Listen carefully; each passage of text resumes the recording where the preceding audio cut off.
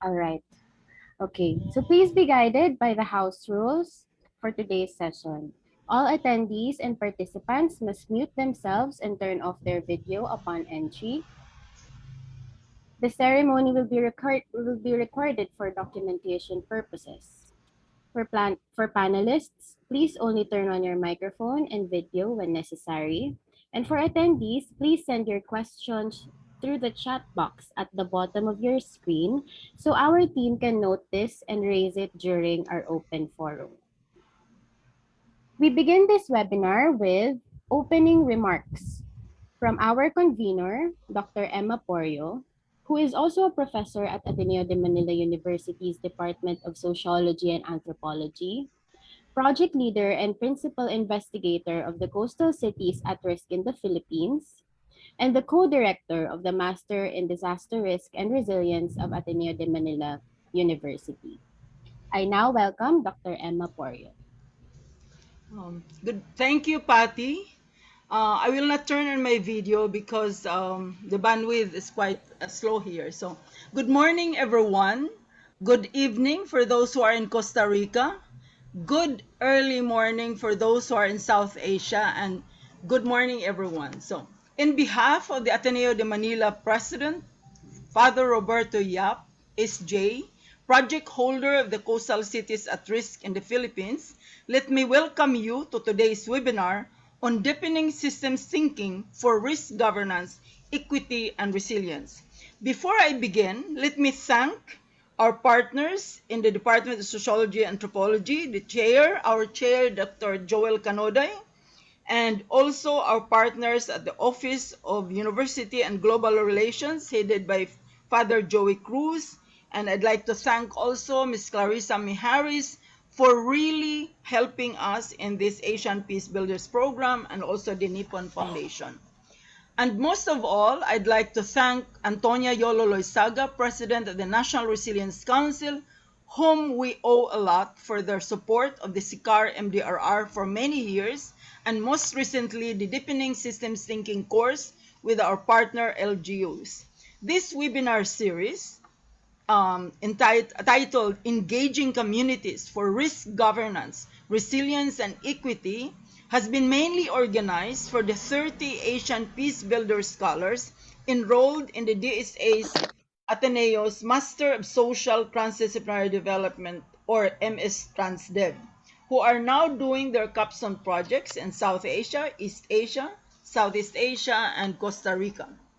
Last Tuesday, we introduced systems thinking for resilience, equity, and sustainability with our first webinar titled Frameworks for Equitable and Sustainable Social Ecological Transitions, where we examined theoretical perspectives and paradigms in interrogating the challenges of social, ecological, political, economic development today, and how systems thinking is very important in looking and examining those challenges.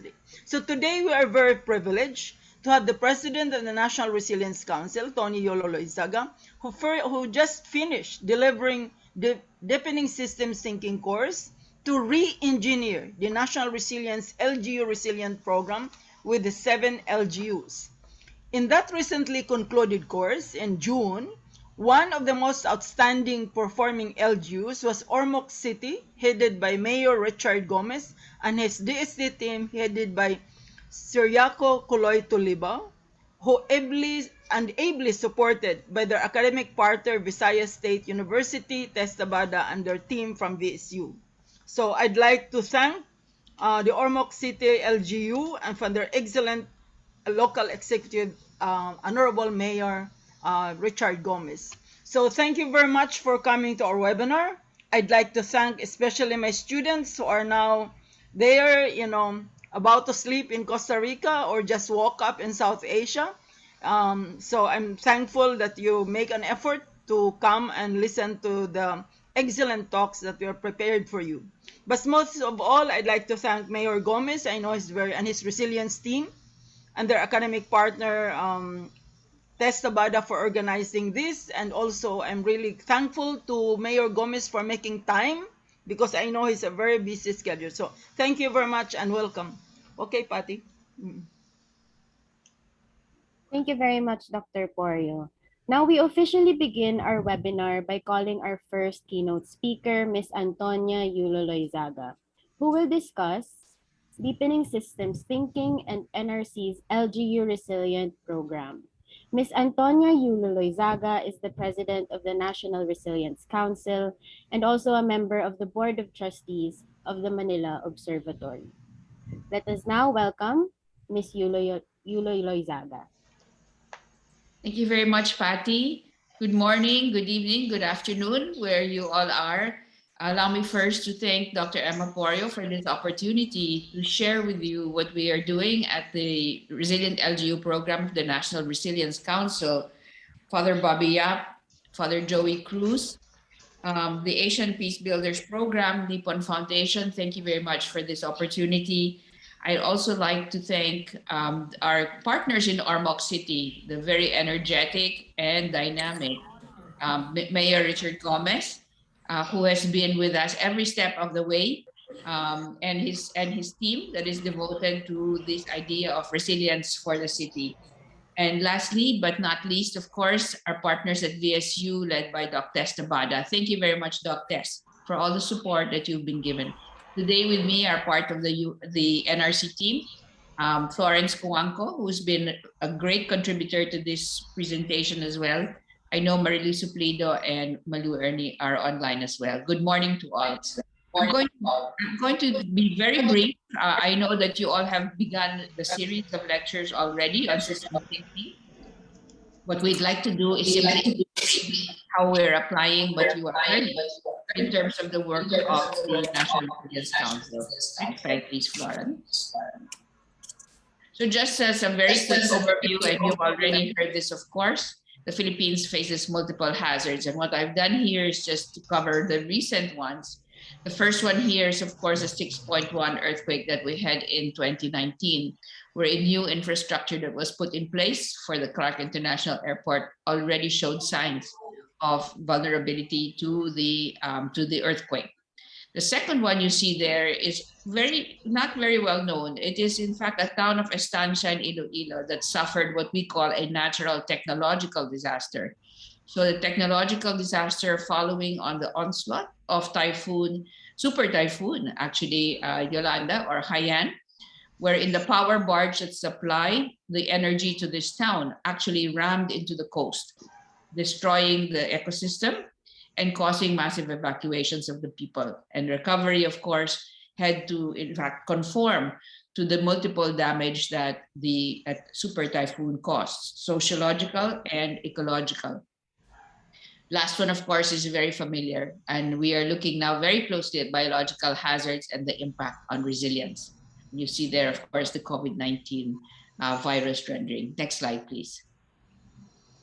As the hazards continue to evolve, our growing population and economic exposure, actually also increasing vulnerability, are factors that we need to keep in line and keep in mind when we actually try to determine the risk that we face. As you all have heard, our risk is complex, it is systemic, and it is dynamic. So as hazards change, so do exposure and vulnerability. Hence, our need to think about complex systems and the need to actually build a capacity to look at problems from many different perspectives. Next slide, please. Climate change will definitely alter these risks. So as the rapid onset geophysical hazards actually occur, as the biological hazards occur, we do have to actually contend with uncertainty and the more or less certainties of climate change and the impacts on our population. And this is particularly relevant to many of our countries, especially in terms of what we call, and what Dr. Emma has called, the intersection between social and physical geographies of risk. Next slide, please. I think that one of the things that we need to keep in mind is the systemic nature of risk actually makes our governance of it particularly complex. And here you see what we're calling an illustration of how the social and physical geographies actually intersect.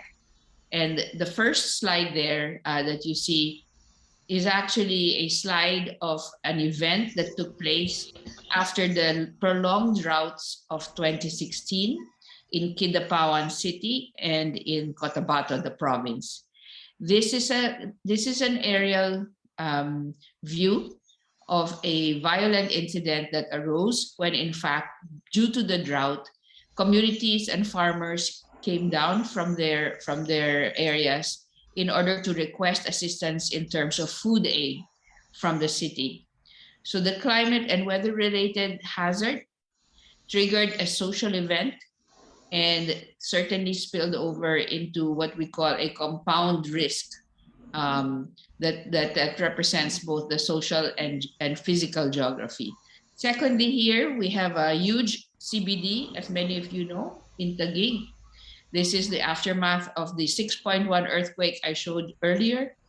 And this is many, many kilometers away from the epicenter. And as you can see here, factors are missing in the design of these buildings. And economic exposure in this particular part of the city is actually quite extreme. Next slide, please. So where does the national resilience come in? We have three basic steps in our resilient LGU program. It's the prepare, the adapt, and the transform. In the first year, we moved to minimize the loss of lives using a baseline assessment of the climate and disaster risk. In the second year, which many of our LGUs are now involved, we're looking at improving and tweaking existing systems.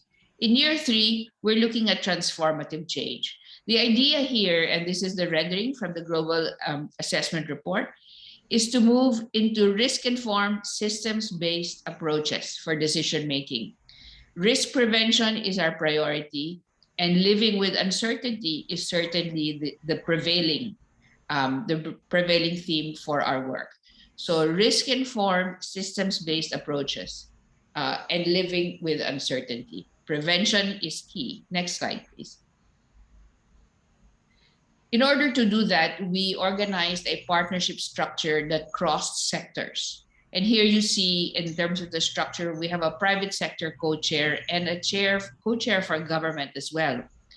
We have four vice chairs, one for national government, one for the private sector, one for scientific organizations and academe, and the other one for civil society. So this represents our cross-sector partnership structure. Next slide, please. We realized very early on that the secret to our work lies in the local government units. They are the front line in terms of risk governance, and Mayor Richard Gomez has been among the leaders in terms of this group. So we are located and we work primarily with the LGUs. And next slide, please. And academic partners on site, of which Visayas State University is in fact the partner of the Ormoc City.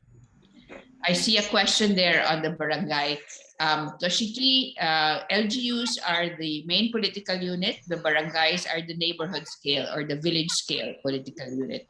We adopted a framework that reflected cross-sector as well as vertical values in terms of resilience. And this framework is what we call the resilience framework for NRC. There are pillars to this framework and there are metrics to it as well. Leadership in governance that is informed by science and technology, but also powered by stakeholder management, coalition building. We look at human development, local economy, infrastructure, environment, human security in order to achieve those impacts you see in yellow. So clearly, this is a system of systems approach in terms of trying to achieve resilience on the ground. Next slide, please. We look at international agreements as well. So this framework was pegged in terms of the achievement of the Sustainable Development Goals, the SFDRR priorities for action, and the Paris Climate Agreement. There are others, as well as the New Urban Agenda, and of course, other international agreements that the country is bound to. But these are the three main inspirations of that resilience framework. Next slide, please. There are metrics to our work, and these are scorecards that we prepare for each year and each of the local government units need to go through the process wherein they move towards the baseline and then improve towards the next year. So in most of our local government units, we're now in the adapt year. Next slide, please. This program has two tracks: leadership and governance and science and technology. Click, please. Thank you, Florence. So we're now in the deepening systems thinking for resilient development pathway in terms of science and technology. And of course, we continue with the leadership modules in terms of risk governance. So it's the intersecting tracks that we are after in terms of governing our risk through evidence and information that is gathered and based on science and technology. Next slide, please. Where does deepening systems come in? Deepening systems thinking really is a response to living with uncertainty. What type of leaders and what type of co-workers and colleagues do we need to work with in terms of these uncertain times? So systems thinking allows the leader to recognize the wickedness of the problem, the beginning and the end. And when in fact we look at our problem set in terms of climate change, in terms of other hazards and other social implications, this is what we are grappling with. Next slide, please. So this is the way we are moving from disconnection to interconnectedness. And at the end of the day, looking at relationships between the different factors, the different drivers, the different feedbacks in terms of the systems that we are working with in order to come up with convergent and divergently creative solutions to our problems on the ground. Next slide, please.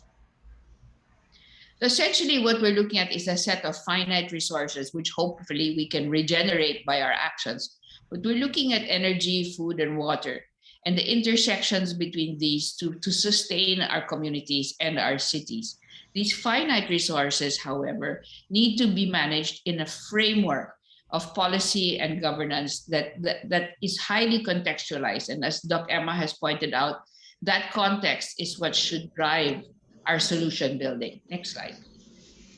So framing the water, for example, the water, energy, and food nexus really has to be directed towards the different priorities of each of the different cities or local government units that we work with.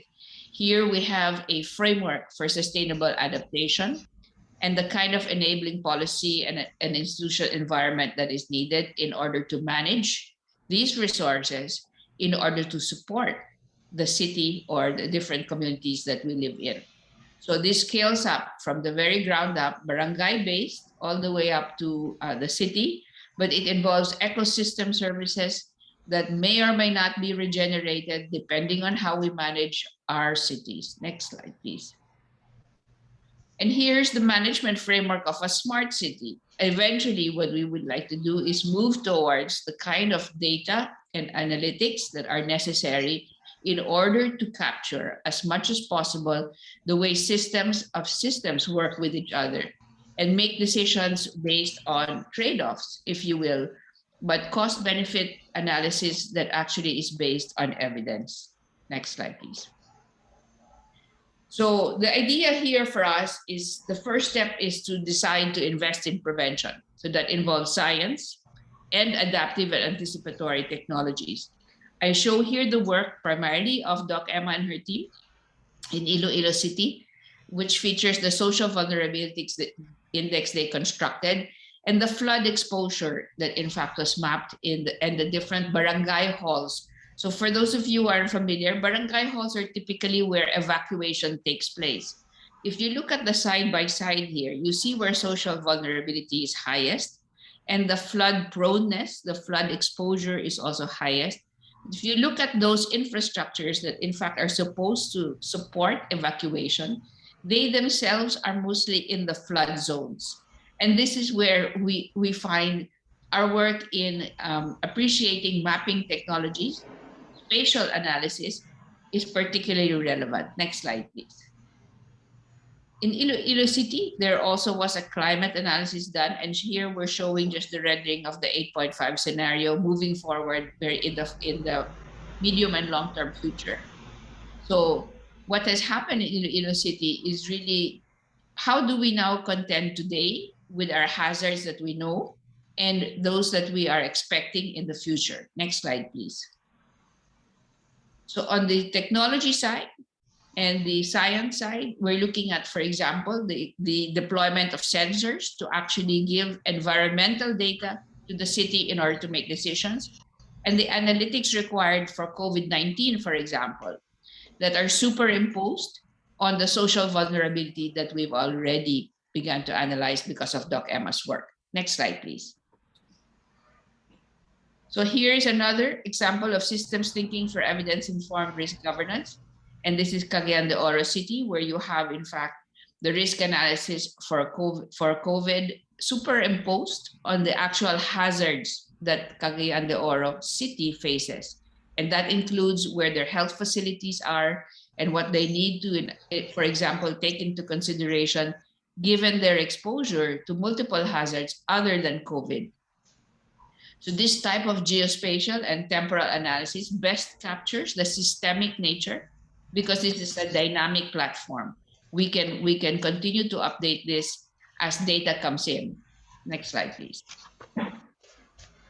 The Deepening Systems Certificate course, Systems Thinking Certificate course was designed to do 5 things.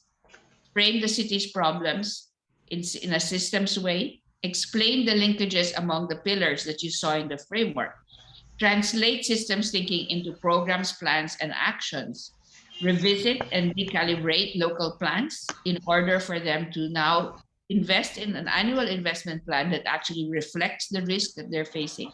And finally, help identify gaps and new approaches for the transform year. What can we do that is not present? What can we invest in that is not present at the moment? And there you see the participants in the Deepening Systems Thinking course. Next slide, please. These are the outputs. As Doc Emma has stressed, each city, each local government has a different appreciation and perspective of the system of systems that in terms of the risk and resilience that they face. And you see here 2 cities, Cagayan de Oro, looking at flooding and COVID-19. In Zamboanga City, they used both use influence diagrams. It was earthquakes and COVID-19. But among the most well-developed, next slide, please, is in fact the one that you see and you'll hear about today, which is Ormoc City.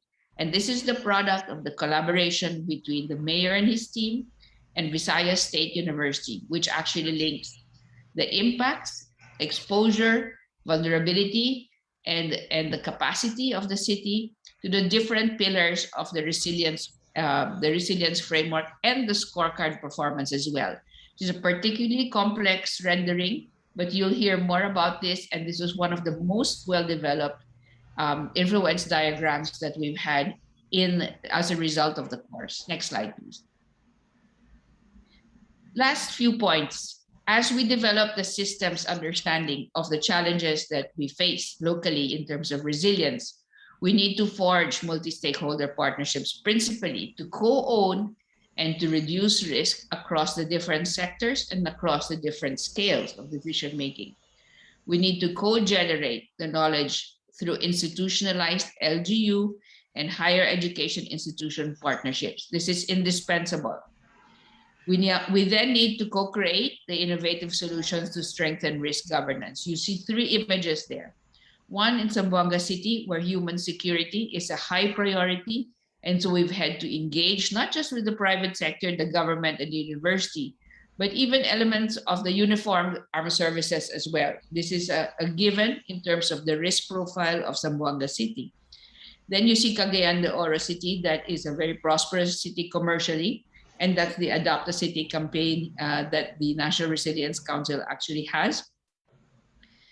The last lower left image there is a rendering of the COVID-19 mapping that we have done with a very large microfinance institution.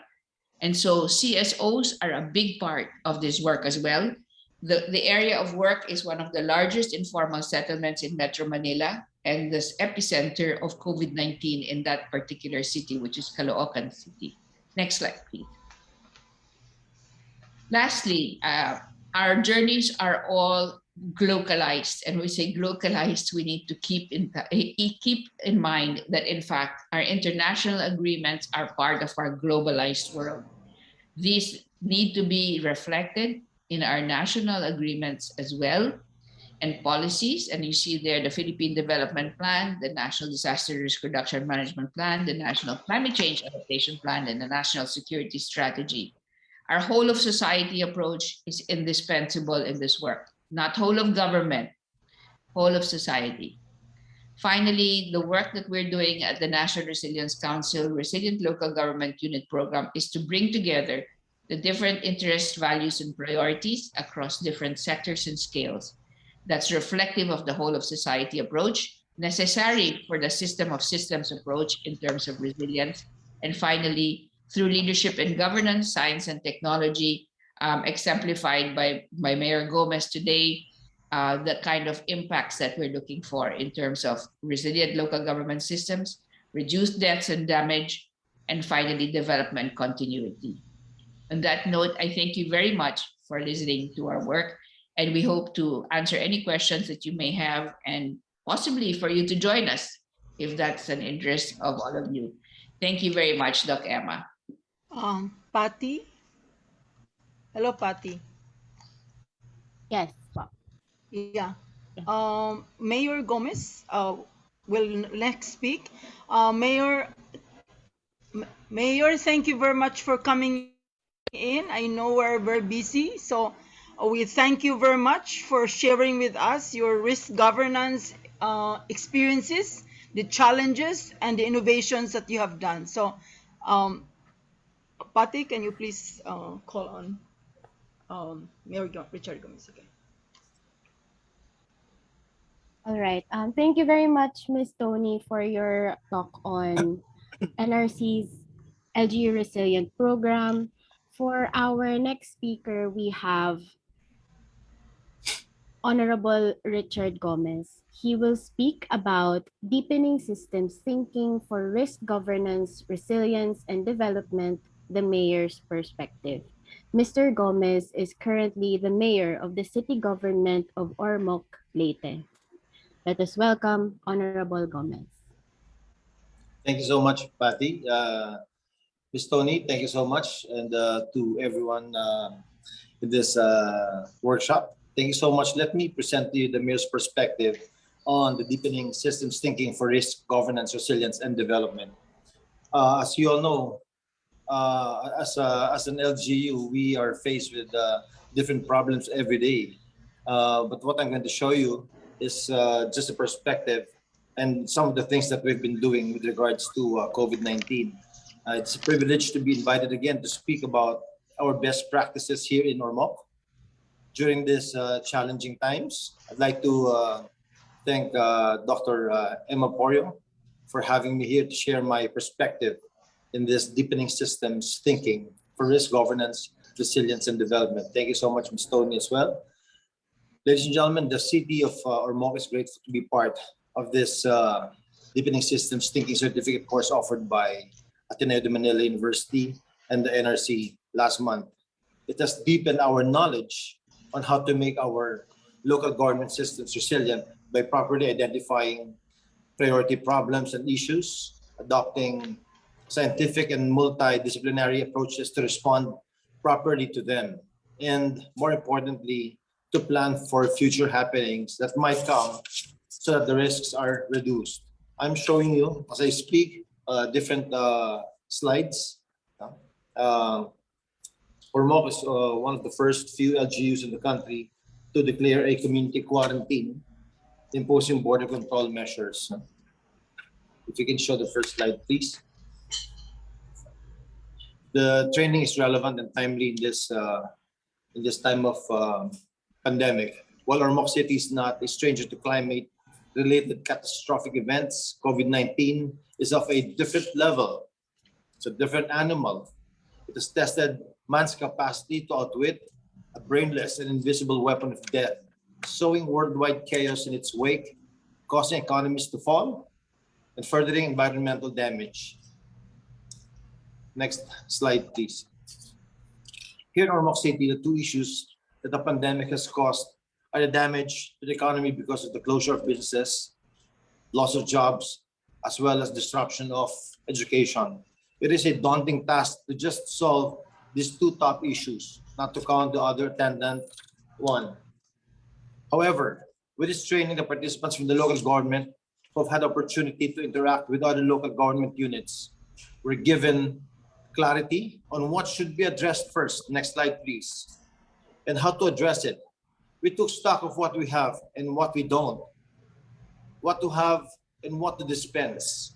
In the early days of the pandemic, we were quick to impose measures such as lockdowns to prevent virus from coming in and endangering the lives of our constituents. We saw the need to provide food assistance to our people to prevent hunger. So we distributed one sack of rice, which is our staple food, to every household in 110 villages in the city. Additionally, we brought markets closer to the people. The next slide, please. With our Market on Wheels initiative, as we urged them to stay home and avoid unnecessary errands. We negotiated with businesses involved in production, trading, and distributing essential commodities who were generous enough to offer us help and provided some essentials for free. Despite the terror of the unseen enemy, the city government continued to mobilize frontline offices and agencies by conducting regular meetings and consultations as our basis for policy and decision making. Next slide, please. With a worldwide health emergency, protecting the health and welfare of our people is our top priority. We realized the importance of testing, so we sat with our long-time development partners, the EDC, or the Energy Development Corporation, a world leader in geothermal power, and the OSPA Farmers Medical Center, a local hospital here in Ormoc, to establish a state-of-the-art molecular diagnostic center for testing COVID-19. To further extend the spread of the disease, we institutionalized our QR code system for contact tracing and to accommodate the influx of returning residents from other parts of the country and abroad. These are just some of the several measures that we at the city government employed to adapt to and mitigate the risks of COVID-19. Next slide, please. While our efforts did not prevent economic loss, with the closure of businesses and loss of jobs, we discovered some vulnerabilities that we aim to reduce, as well as adaptive capacities that we should improve upon, such as the conduct of business continuity planning to ensure businesses, especially the micro, small, and medium enterprises, continue to operate even amid times of disasters. This will in turn help protect the source of income of our people here in Ormoc City. It is also important to adapt to the new normal. High time to strengthen our ICT infrastructure because transactions and even the educational system veer toward digital space. We acknowledge the current challenge of internet connectivity that ought to support online learning, and we aim to substantially improve, if not fully resolve, this in the short term. Next slide, please. Personally, I have understood that the local government is a complex system composed of interconnected components that function systematically rather than independently. A failure in one aspect will lead to cascading failures to the other. I have fully appreciated systems thinking as a vital leadership tool to deal with complex problems like COVID-19 and climate change. I also believe that we are already doing these things in response to societal problems that are translated into programs, projects, and activities. But deep diving into the process of systems thinking, we came to realize that there's a lot more we can do if we map out our exposure, vulnerabilities, and capacities. On the last day of the short course on deepening systems thinking, we were able to come up with programs, projects, and activities deemed to reduce future risks and increase resilience. As a mayor and local chief executive, I vow to include them in our AIP next year and beyond. Ladies and gentlemen, I'm grateful to our mentors who are experts in their fields.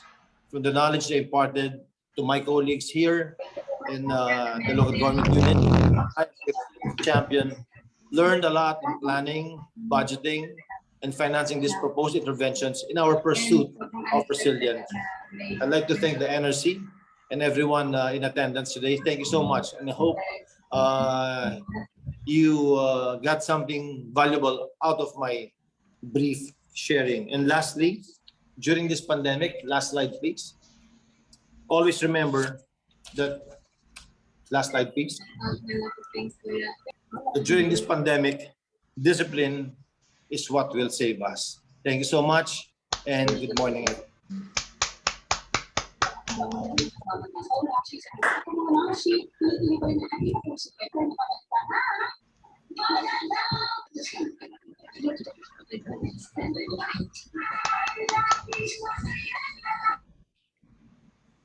Thank you very much. Thank you very much, Honorable Gomez, for your presentation on deepening systems thinking from the mayor's perspective. Now, I would like to remind Josh, can you please mute everyone except the speaker, okay? Patty, Mayor Gomez has to go, so maybe we can start with a Q&A from the students and from the other listeners. Okay, so if anyone from the Zoom meeting or from the Facebook live stream has questions for Mayor Gomez, we would appreciate if you ask your questions right now through the Zoom chat box or through the comment section of the Facebook live stream. Thank you. Can we ask entrepreneur Michael to please mute himself? Okay.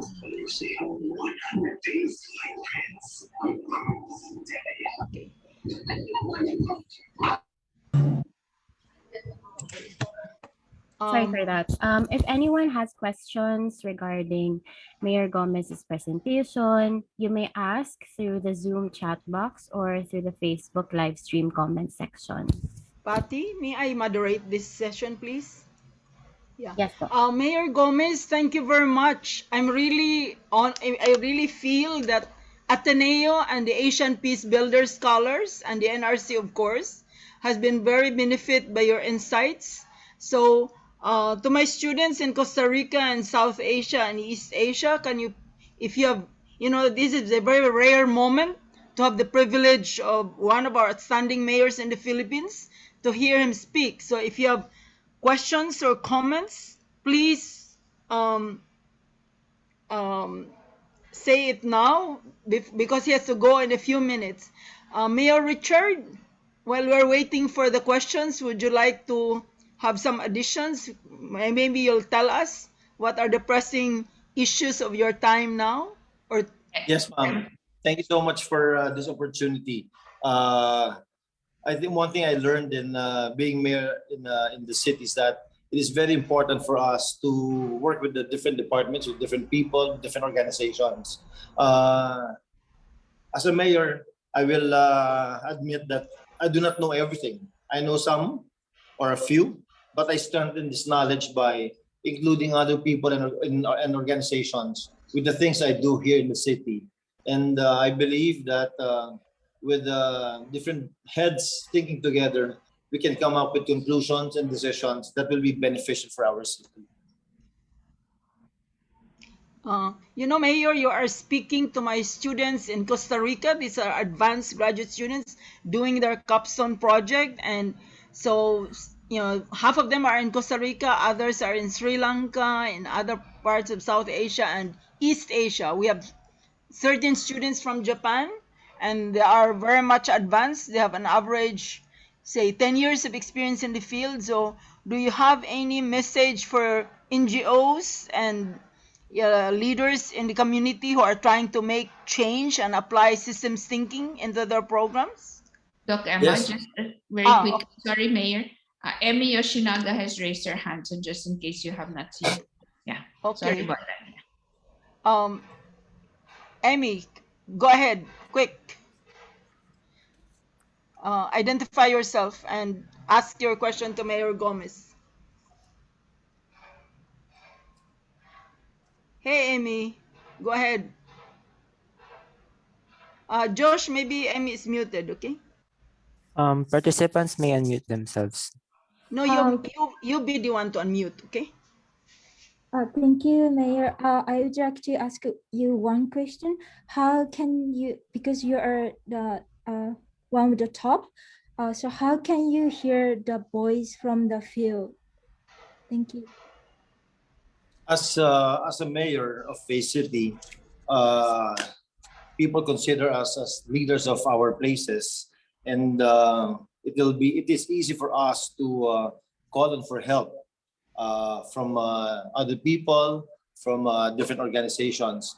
But it is always important for mayor to be true to his feelings and how he thinks of facing one problem. For me as a mayor, I always tell them that if there is a problem that I'm having difficulty with, I ask them to help me. That way we can solve a problem together. Again, like what I said a while ago, I'm not one person who will say that I know everything. It is difficult for us to say that way. So you have to be true to yourself. That not everything happening in your city can be done by just one head. It is always important to collaborate with different organizations, especially the people and the different departments that you hold in your city. Are there other questions or comments? Thank you, Emmy. Um, May I ask a question? yeah, sure. Hi, Mayor Gomez. My name is Lance. I'm also from the Philippines. And thank you for your presentation. I really appreciate that a mayor like you would really see the value of multi-stakeholder partnerships and engaging stakeholders. I feel like that's a very, not really a very rare thing, but it's an laudable thing to hear from you, especially.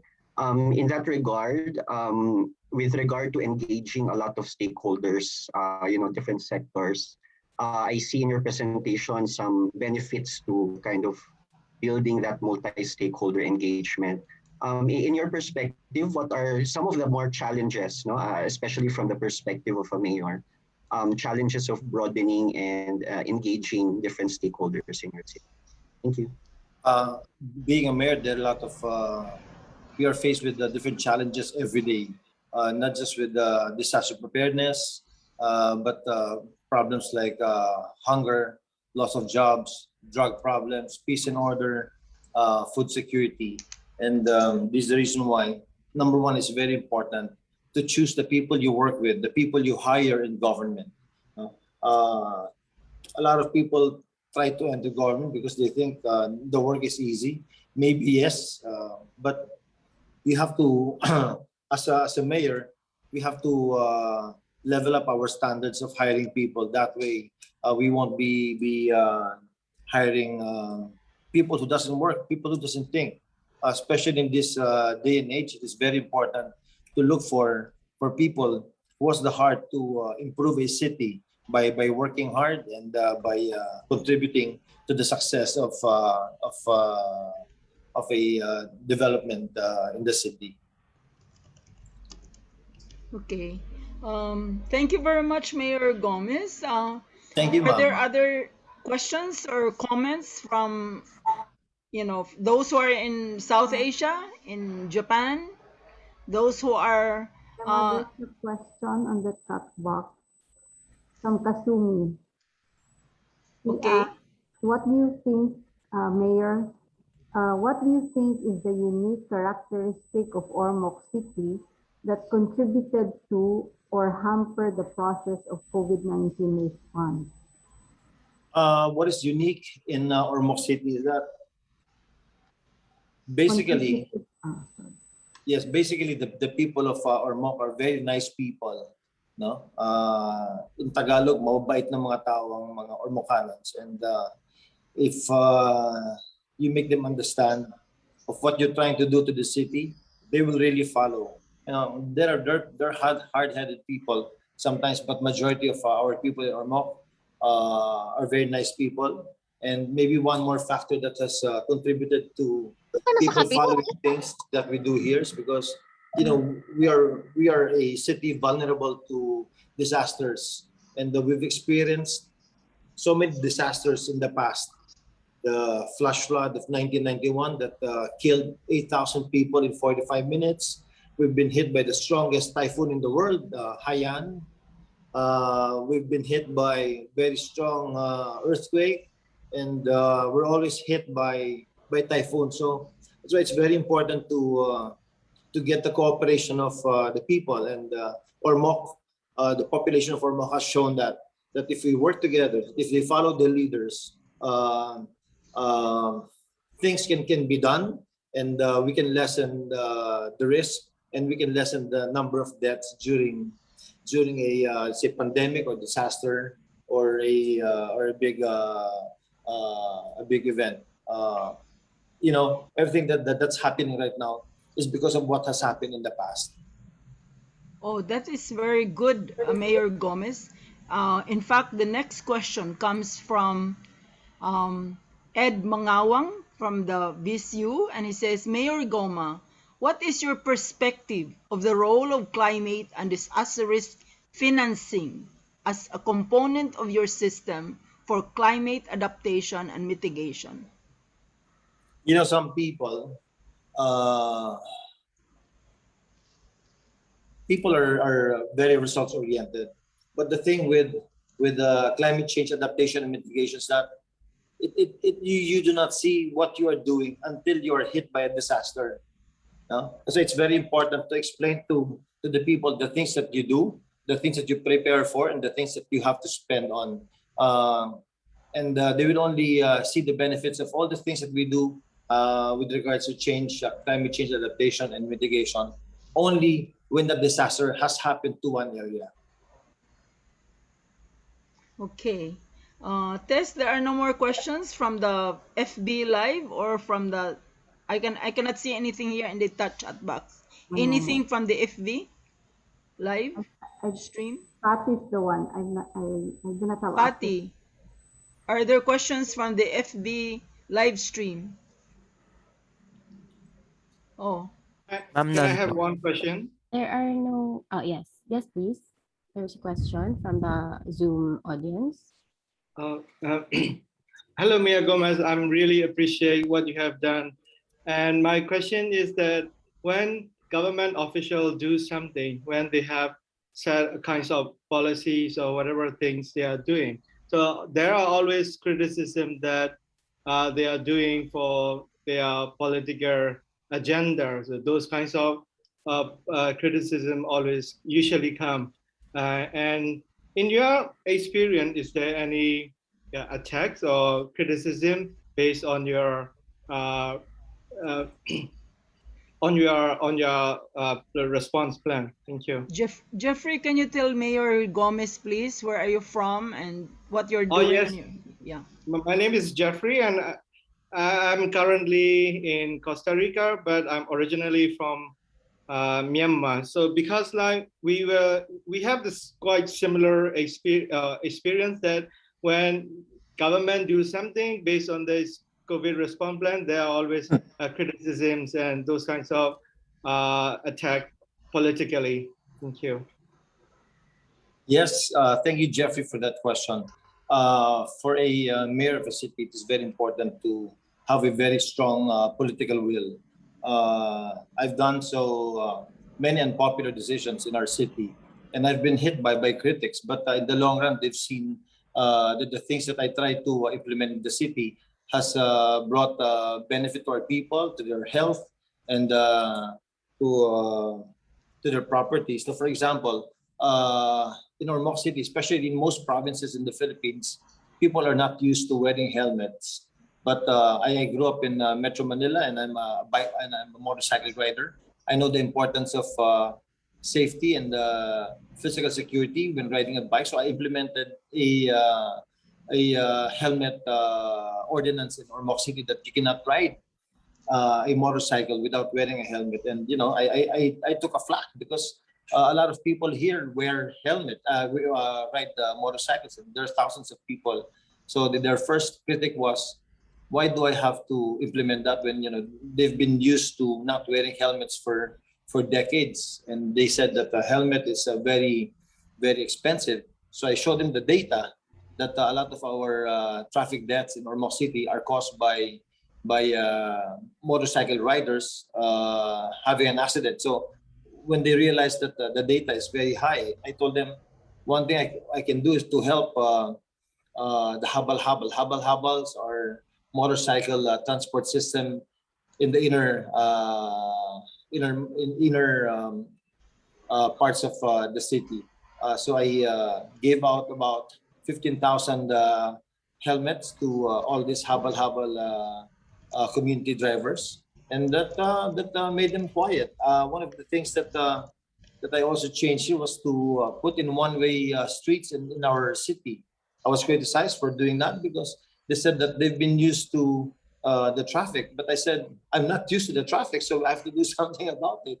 I implemented one-way streets in Ormoc, and I did not allow them to park on the streets, but I set up a parking area for the people. So they realized that the things that I do for them, yeah, in the long run is beneficial.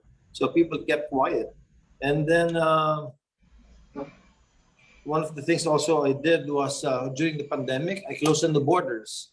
Our neighboring towns where they were furious why I need to close the city. I told them that we are in a pandemic and I have to protect our people.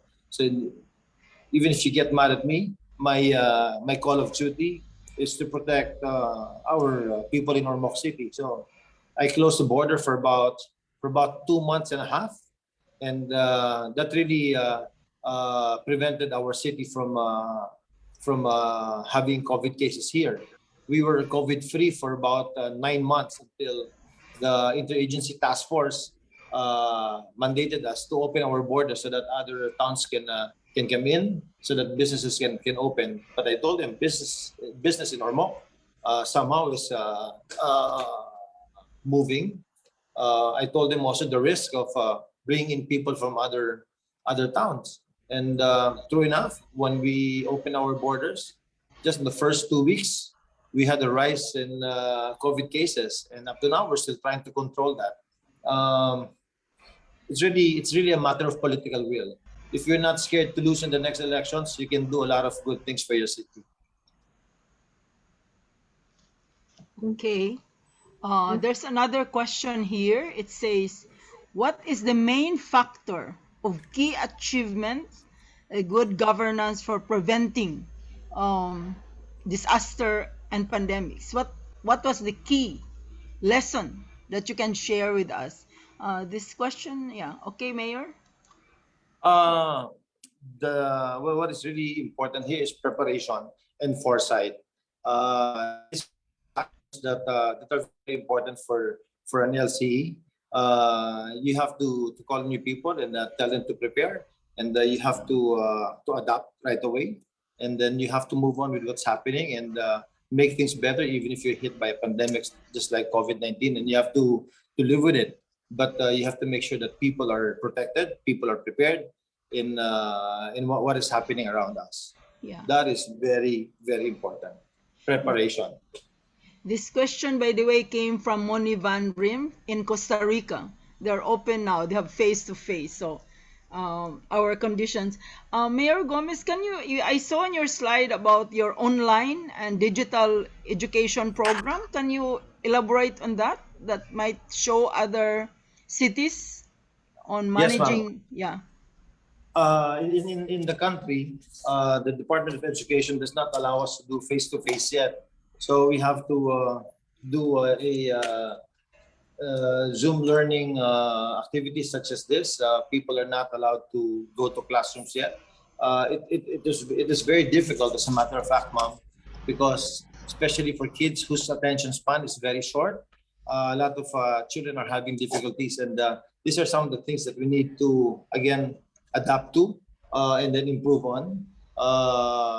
Hopefully, when things are better next year, we can begin our face-to-face already, and hopefully by before we end 2021, everyone from Ormoc will be fully vaccinated. As a matter of fact, we bought vaccines for our people here so that we can vaccinate at least 90% of our people. We try not to rely on the supply coming from the national government, but with fairness to them, a lot of vaccines have been arriving in Ormoc City. So this week we are expecting our shipment from AstraZeneca, and we can start doing our inoculation for for the majority of the people for Ormoc City. And if on the last 3 slides of this presentation, I just want to show everyone that we developed our own Ormoc, Safe Ormoc contact tracing app. This is what we use in all transactions in Ormoc City as you enter and exit our borders, when you enter establishments, when you enter our malls. We have a Safe Ormoc QR code system that is just for Ormoc alone, and we've been very successful in our contact tracing using this contact tracing app. Yeah, thank you very much. Yes, this app was developed by our in-house IT people, the IT department, and so far it's working well for us, ma'am. Yeah. Thank you very much, Mayor Gomez. I know it's, you have to go soon, but there's one last question. Yes, ma'am. The question is from Reina de los Reyes, and he's one of the Asian Peace Builder scholars. So in your last slide, sir, one of your insights was that failure in one aspect or component will lead to cascading failures. What do you Yes. think are the factors that will likely contribute to systems failure despite adopting systems thinking in governance and leadership? One thing that can lead to cascading failures, people not knowing what they need to do. So it's very important to meet with people, tell them the things that needs to be done, come up with a systems, and make sure that every understands the things that you do every step of the way. Okay. Before we'll have a picture. The students want to have a picture with you, Mayor Gomez. May I ask Tony to just say a few words before Tony? Yeah. Thank you, Ems. No, Mayor Gomez has said it all. No? The work of NRC is really behind the scenes. We help to build capacity. We help to link institutions and stakeholders. And Mayor Gomez and Ormoc City are a perfect example.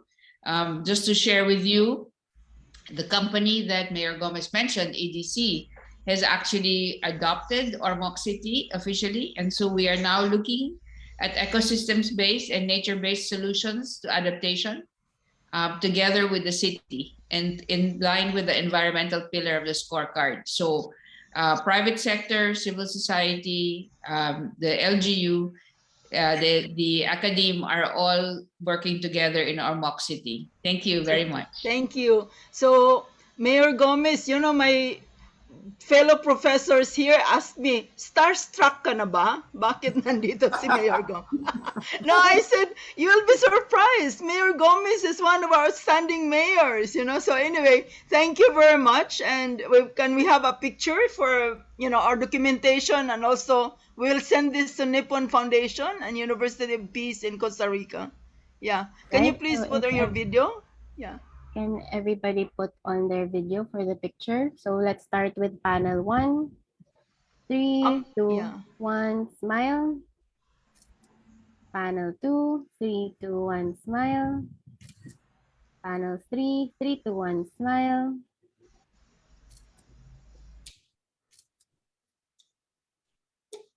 And last panel, 3, 2, 1, smile.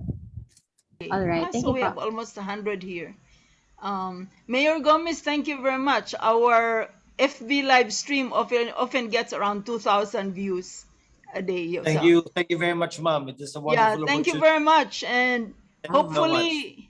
hopefully we'll continue our partnership with academic and the application in the LGU. Yes, ma'am. So thank you very Yes, much. ma'am. Thank you. And Goodbye, everyone. Thank I'm you so really much. Bye. thankful for your resilience team is very good, Mayor Yes. Gomez. They Thank work you. very hard. Like what I said, because we've experienced so much disasters in Ormoc City. This is the reason why when there are workshops that can help improve our systems, that can help our resilience, people in government in Ormoc City are really willing to step forward and present themselves to make this place a better city. So I understand you have a meeting with the Olympics committee. Yes, ma'am. Yeah. Okay. Thank Thank you you. very much. Maybe you want to tell the students who are all over the world what you're doing in the Olympics committee? In the Philippine Olympic Committee, I'm the second vice president of the organization. In a few days' time, all our athletes, all 19 athletes, will be competing for the Olympics. It's not going to be easy to win medals, but we've tried to give them the best training possible, funding possible. Hopefully, this will be the first time that the Philippines can win a gold medal for our country. We are faced with another problem in Japan because they're right now in a crisis. It is difficult to go there because as part of the delegation, we need to be swabbed every day as we leave our hotel before we enter the Olympic stadiums. We have to be swabbed every day. So if I'll be there for about 20 days, I'll get 20 swabs. So there are a lot of things to prepare for, but it's a good move for Japan to protect their people and to protect their visitors, especially in the coming Olympics. Yeah. Oh, thank you very much. So we wish you luck, and we wish luck Thank, for the whole country under your leadership. So thank you very much. thank Okay. you. Goodbye, everyone. Thank you so much. Okay. Bye bye. Thank you. Until Bye. next time, Mayor Gomez. Okay.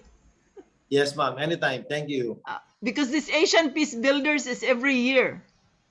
We get around 30 students from all over. So um, I hope you will not tire of sharing your experiences with us. Okay.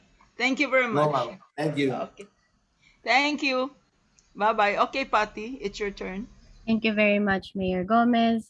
And now we continue with our webinar and we move to our next speaker who will talk about deepening systems thinking for risk governance, resilience, and development, the practitioner's perspective.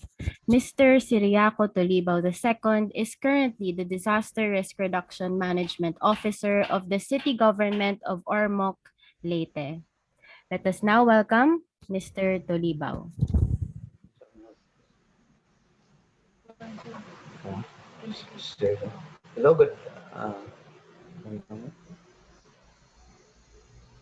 Hello, good day, everyone. I'd just like to share my screen. Okay. Josh, is Tulibo a co-host? Yes, ma'am. Yeah. You can share screen, Koloy. You're a co-host. Yeah. Yes, ma'am. For a while. Okay. Okay, good day, everyone. And again, to all the organizers, and the NRC, to Prof. Ima, thank you for inviting us. It's a very hard for me to follow after the presentation of Mayor Richard, no? He's a very concise and very good presentation. Ganyan talaga si Mayor, and he is very able at showing leadership by example. But anyway, again, my presentation for this day was all about, again, systems thinking, approach for risk governance, resilience and developments at the practitioner's perspective. First of all, again, I'd like to introduce everyone to the city of Ormoc, no, in the Philippines. It's a coastal city located in the northwestern part of Leyte Island, the eastern Visayas region in central Philippines. It has 110 component barangays, or what we call villages, within its 46,430 hectares of land area, with rice, sugarcane, and coconuts as its main agricultural economic drivers, and its topography comprised of mountainous and undulating hills in the northeastern part and bounded on its southwest part by the Ormoc Bay. The city, together with the neighboring towns of Cananga, is the site of the EDC geothermal power plant with a power generation capacity of about 700 megawatts of clean, renewable energy. The city's strategic location serves as a commercial hub in the eastern part of Leyte and as the gateway of Eastern Visayas to the rest of the provinces and cities in the other regions. In recent years, we are accommodating a fast pace of investments in business, retail commerce, and housing. However, the city's business development drive is continually challenged by its high exposure to climate risks. Having an agricultural-based economy and a coastal city, we will be greatly affected by climate change. Our area is highly exposed to natural hazards like strong typhoons and flooding due to prolonged rains, especially during the southwest monsoon season in June to November. In contrast, the concentration of heat is expected with the increasing density of structures and population in our urban centers.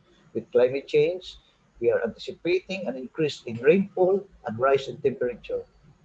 Other natural hazards we are exposed to include earthquake or ground shaking, since the Leyte fault line traversed our city.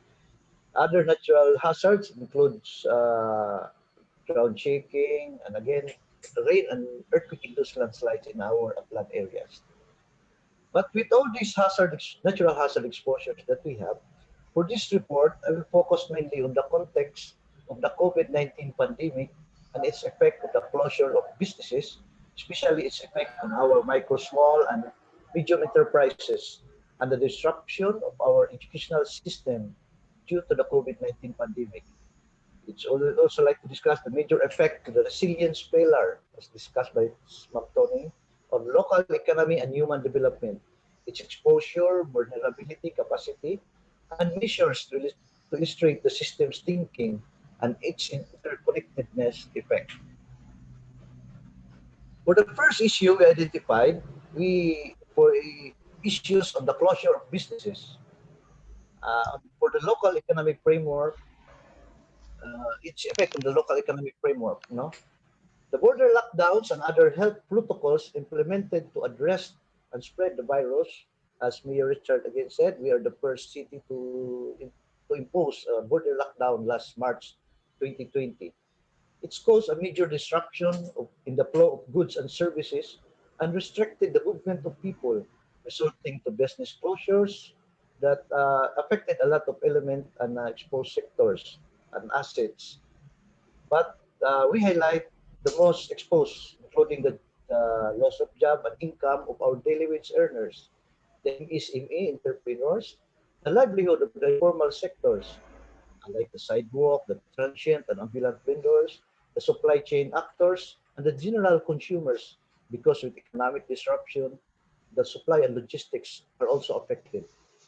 Additionally, common among our identified issues are the most vulnerable sectors like the women and children, the PWDs, the senior citizens, the LGBTQs, who are exposed to and are disproportionately impacted by the COVID-19 pandemic.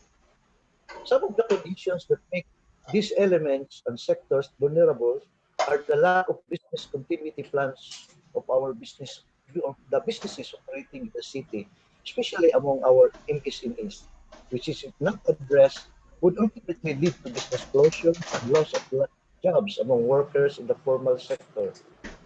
There is also an insufficient stimulus package from the government to stimulate the economy and avoid financial crisis during this pandemic. Those in the informal sectors are vulnerable because of the lack or limited access to social protection and the lack of productive assets to start up, especially of livelihoods. With the onset of pandemic that disrupted our educational system, the lack of education and skills in the workforce adds up to our vulnerabilities.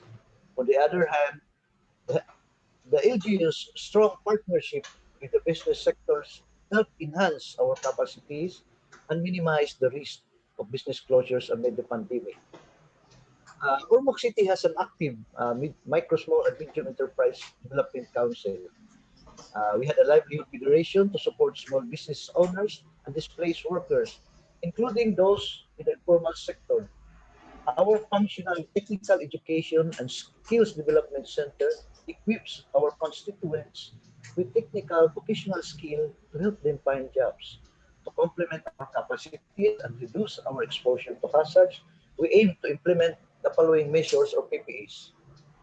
First, we have to take the initiative to assist all business owners to formulate their own business continuity plan for them to be able to address the negative impact of hazards, may it be natural or human induced.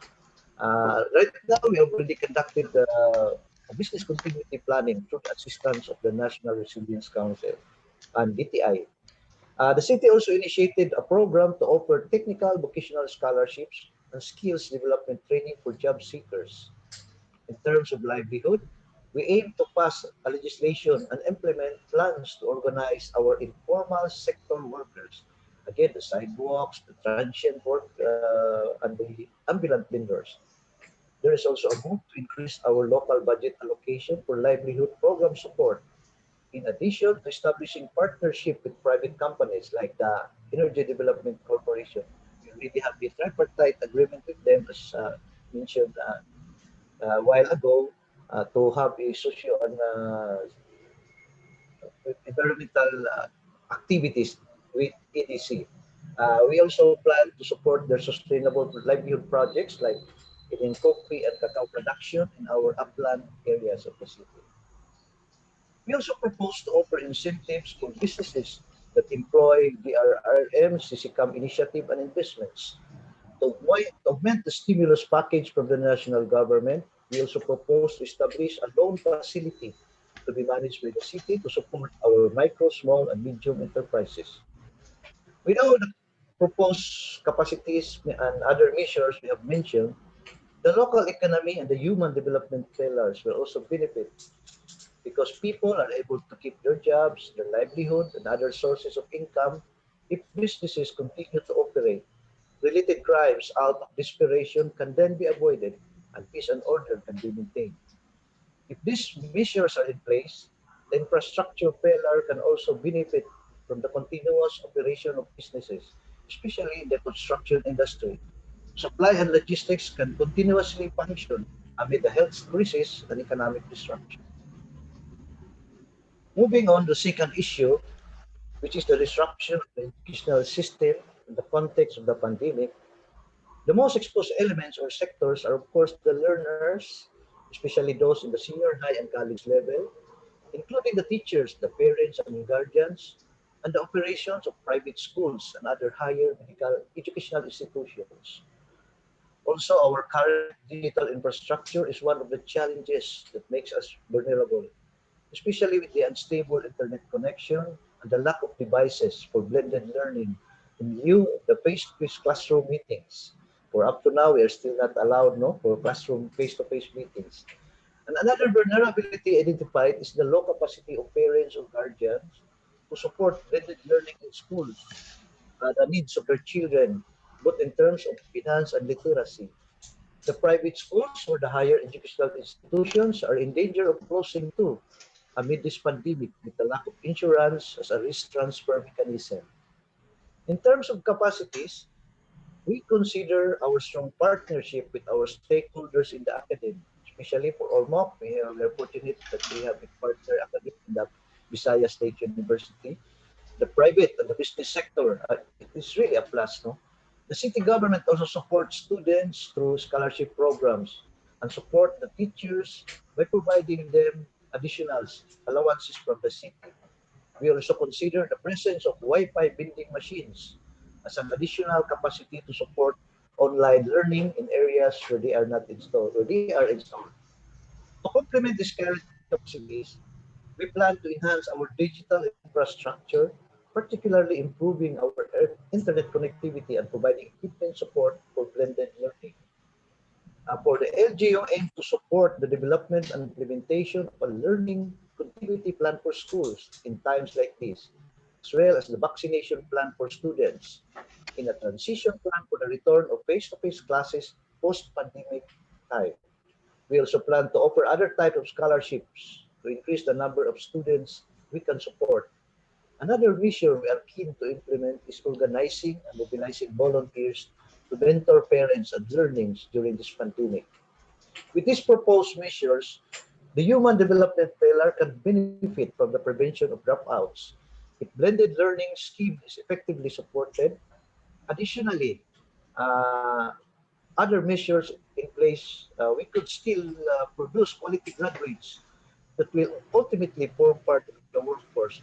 Otherwise, we would have less competent graduates, higher unemployment or underemployment rate, mismatch of skills and jobs if the educational system fails to adapt to the new normal.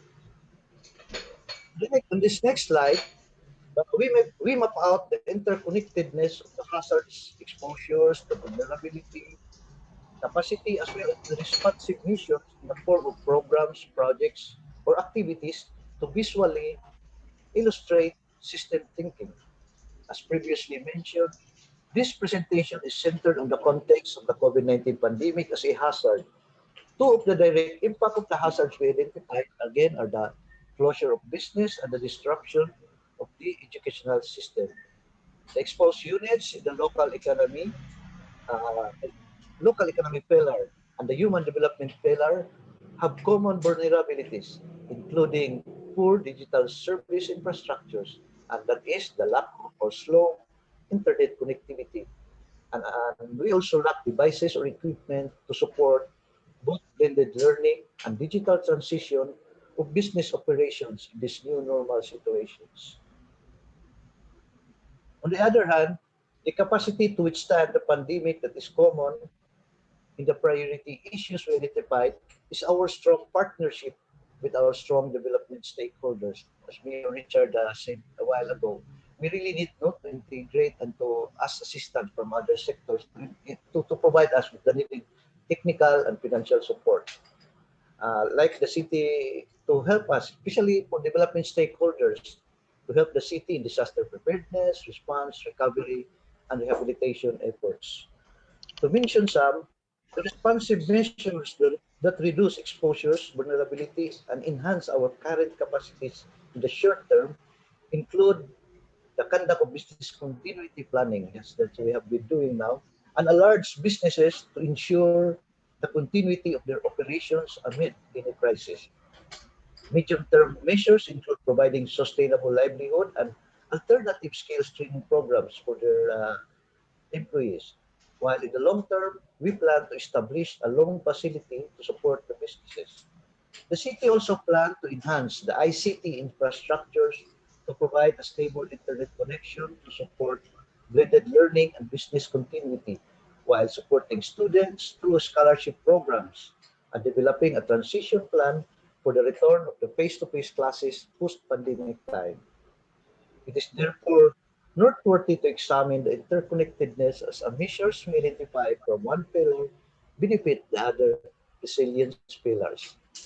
In the hindsight, as workers on the front line, our applications of system thinking approach provided us with added tools and perspective to see and observe the problem in the context of the whole and help provide guidance on how to formulate our program projects and activities. As again, Mayor Richard a while ago said, this identified PPEs that we have will be incorporated in the next annual investment program for funding and implementation support. That these programs would also benefit the whole sectors. It will also help system thinking also help us provide the guidance for a transdisciplinary approach to a risk-informed sustainable development and to come up with a prioritization given the limited resources we had at the local government level. Thank you. Again, good day to everyone. Thank you, Hanggang sa Koloy. Thank you very much, Mr. Tolibao. So, if you have any questions for Mr. Tolibao or Miss Tony, you can ask your questions through the Zoom chat, or if you're watching through the Facebook live stream, you can comment your questions there. All right. So, let me introduce to you the next speaker, Miss Maria Aurora Teresita Tabada. She will speak about deepening systems thinking for risk governance, resilience, and development, this time from the view from the Academe. Ms. Tabada is currently the head of the Gender Resource Center of Visayas State University in the city of Baybay, Leyte.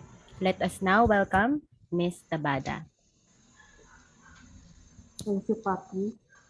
Good morning, classmates. Go, Tess. Yes, good morning, classmates. Um, First of all, I really would like to acknowledge my debt of gratitude for the knowledge that I have gained, especially from my advisor, Dr. Porio, and to the National Resilience Council, um, Ms. Tony, for the work that we have been doing, the partnership, which has really been very helpful uh, help me understand this resilience journey, what it demands, what it requires, and how we can work better, especially with the local government units. In a sense, the issue is very lucky because we are working with a local government unit that is very receptive and very willing to learn, and partner with us. So, okay, so let me go. So my presentation is taken from the research that I've been doing for the past since 2017, focused on sand mining. And I would like to look at it from the perspective of systems thinking, which has relatively I just learned really about it from the experience that I've had with NRC and from the courses that I have taken. So, okay, so the introduction to the island, the Eastern Visayas and to the province of Leyte has been done already. So I'm glad that the introductions have been done. So let me just go next. Okay, so I'd like to provide, what happened?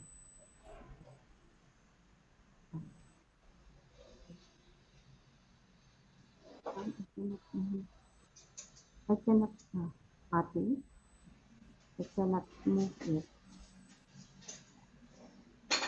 Patty, it's frozen. Yes, ma'am. I'll be the one to share your Okay. slides. Next slide, please. Okay, so let me start sand mining in the global context. So you notice for most of us, we take sand for granted. We usually see sand on the beach, and it's there, especially if it's white sand, it's very attractive. Without realizing that in fact, sand is the second most extracted and traded commodity after water in the entire world. And sand mining has had negative environmental impacts, especially on rivers, where the sand have been extracted. And so United Nations Environment Program in its Environment Assembly for Resolution number 19 talks about mineral resource governance. And I think the key idea is that we need to challenge the paradigm of infinite sand resources, that sand will always be there when in fact we are slowly depleting the sand that we have. At the same time, as already presented by Ms. Tony, the need to look at everything that we do in relation to sustainable development. And especially for the extractives, we need to look at the resource curves. We want to make sure that the resources that are available now, that we enjoy now, will also be enjoyed by the future generations. And the experience with the extractives, mining in particular, has been you have boom times. You have once the resources are extracted and the company leaves, the town or the city becomes a ghost town because there was no planning, resources were not saved in order to ensure that there will be continuity or a future for the town after the mining has begun. So we see this all over the world. No? This is the reality. Next slide, please. So in the local context, I think especially for Region 8, Eastern Visayas, we were the region that first experienced Super Typhoon Haiyan. And so we realized, we saw the damage that can be done by a natural hazard like a super typhoon. And at the same time, we also saw that, well, there is effort of the national government to help build a better Philippines, the Ambition 2040, but particularly the thrust of the government, the golden age of infrastructure. So it's Build, Build, Build program, which has really been the basis for so much extraction, no, of sand in order to meet the demands of the infrastructure program. So what we see now, even before the bill has really been unregulated sand mining. There are rules, but these are not followed. And in Eastern Visayas, it has impacted much on irrigation development. I will show this later. Compared to large-scale metallic mining, ones that we see, for example, in Cebu, the copper mines, Carmen Copper, or the ones in Palawan, Rio Tuba. These are heavy, large, these are very well studied. Sand mining is not very well studied because the conception is that it's small scale, there's no large scale to it, when in fact there are different levels actually, different types of permits that are issued. And then of course, the realization that local government units and communities, barangays, are the ones who internalize the cost and the impact of mining. Even if you have funds for rehabilitation, almost always they're never enough for the damages that is done when mining company or sand, permittee does not follow the rules, or they are not able to, they are not closely monitored, and so they're able to get away with the things that they do. And so you see that. Next slide, please. So here in Leyte, Eastern Visayas, sand mining. So you see here the two pictures. Here, this even went higher, no? About 10 feet, 10-story building, as high as that, no? This is sand that has been taken from the rivers and dumped on a particular area. And this is where you have here rivers where they get the sand, and you see beside that are actually rice fields, and many times rice fields are converted just to get the sand. No? There is a very high demand for sand and gravel from Leyte. Ours is premium grade because of the volcanic soil, and also an irregulated extraction. And in the discussions on what constitutes responsible mining, our question here in Eastern Visayas is what constitutes responsible sand and gravel extraction? Next slide, please. Sorry. Tushiki, it means sand and gravel. Sand and gravel. So here, this is the island of Leyte, province of Leyte. What here is that, well, our basic issue is that we have a massive extraction of sand and gravel. So if you notice, Ormoc City is the gray one on the western side, northwestern. Here, the darker the square, the more number of permit holders. And so there's a distinction between permits that are issued by the national government with the Mines and Geosciences Bureau. You would see these very dark brown colors. Those are large scale, industrial sand and gravel permits. Cities like Ormoc are allowed to issue permits, so city issued permits. So you see that the blue ones are actually permits issued by the city, and in other areas, the green ones, these are permits, issued. Okay. Next slide, please. And then here, you notice the volume of extracted sand and gravel. So the darker the square, the more the number of permit holders. So if you notice, there are a lot of permit holders here in Ormoc, and then in Albuera. Okay. But if you notice also the revenue, there are more revenues actually. The neighboring town has more permit holders, but its revenue from sand and gravel extraction is lesser, because these are relatively small scale. Okay, next slide, please. And then we look at the percentage of the revenue from sand and gravel. Okay. If you notice, it's really very small, from the total revenues the share, no, that comes to uh,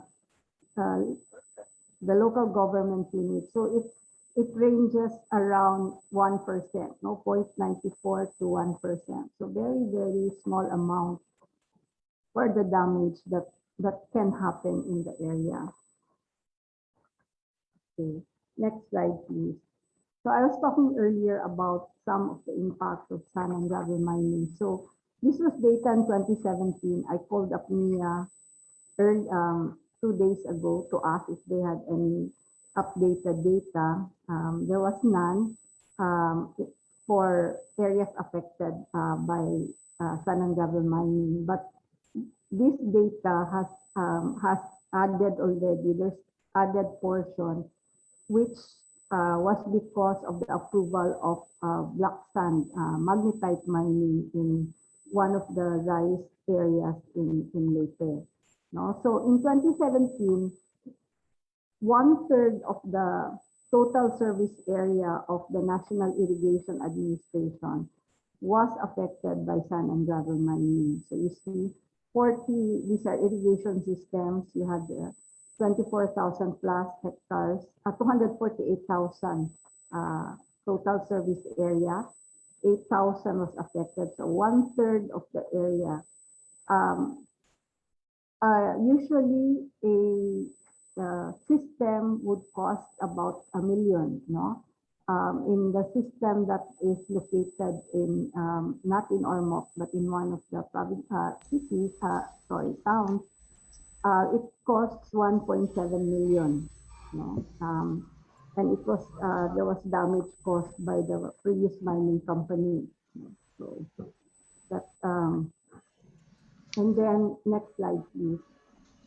What is FD? Total FDs? Farmer beneficiaries, that's the term Okay. we uses. So here in the data on palay production income, so this is rice.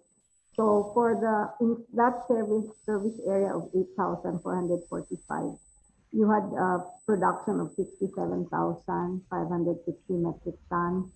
So that's about 40 million kilograms, which is income of about 1.1 million. And it's supposed to benefit 340,000. So about 1/3 of a million people should have benefited from the production that would have been gained if these areas were not destroyed by the sand and gravel extraction. Next slide, please. So this is data that was done, rice production losses of summer and eastern Visayas. So looking at Typhoon Yolanda and the destruction of irrigation systems brought about by sand and gravel extraction.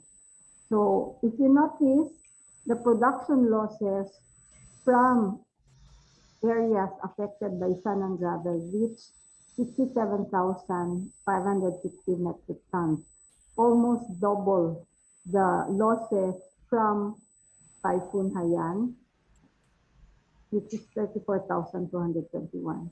So you have a one-time event like Typhoon Haiyan, you have a day, and it didn't even, it was less than half of the loss that is being incurred. So you can just imagine if this is on a yearly basis, how much would you be losing, over time, which would be more than actually what we have lost because of the typhoon, this very strong typhoon. Next slide, please. Okay, so this is an image. No, this is data from the city of Ormoc during our technical meeting in 2019, just to illustrate, how many trucks do you need to be able to, to get the, sedimentation that you found in these 4 rivers, in the city. So it's very noticeable, the difference.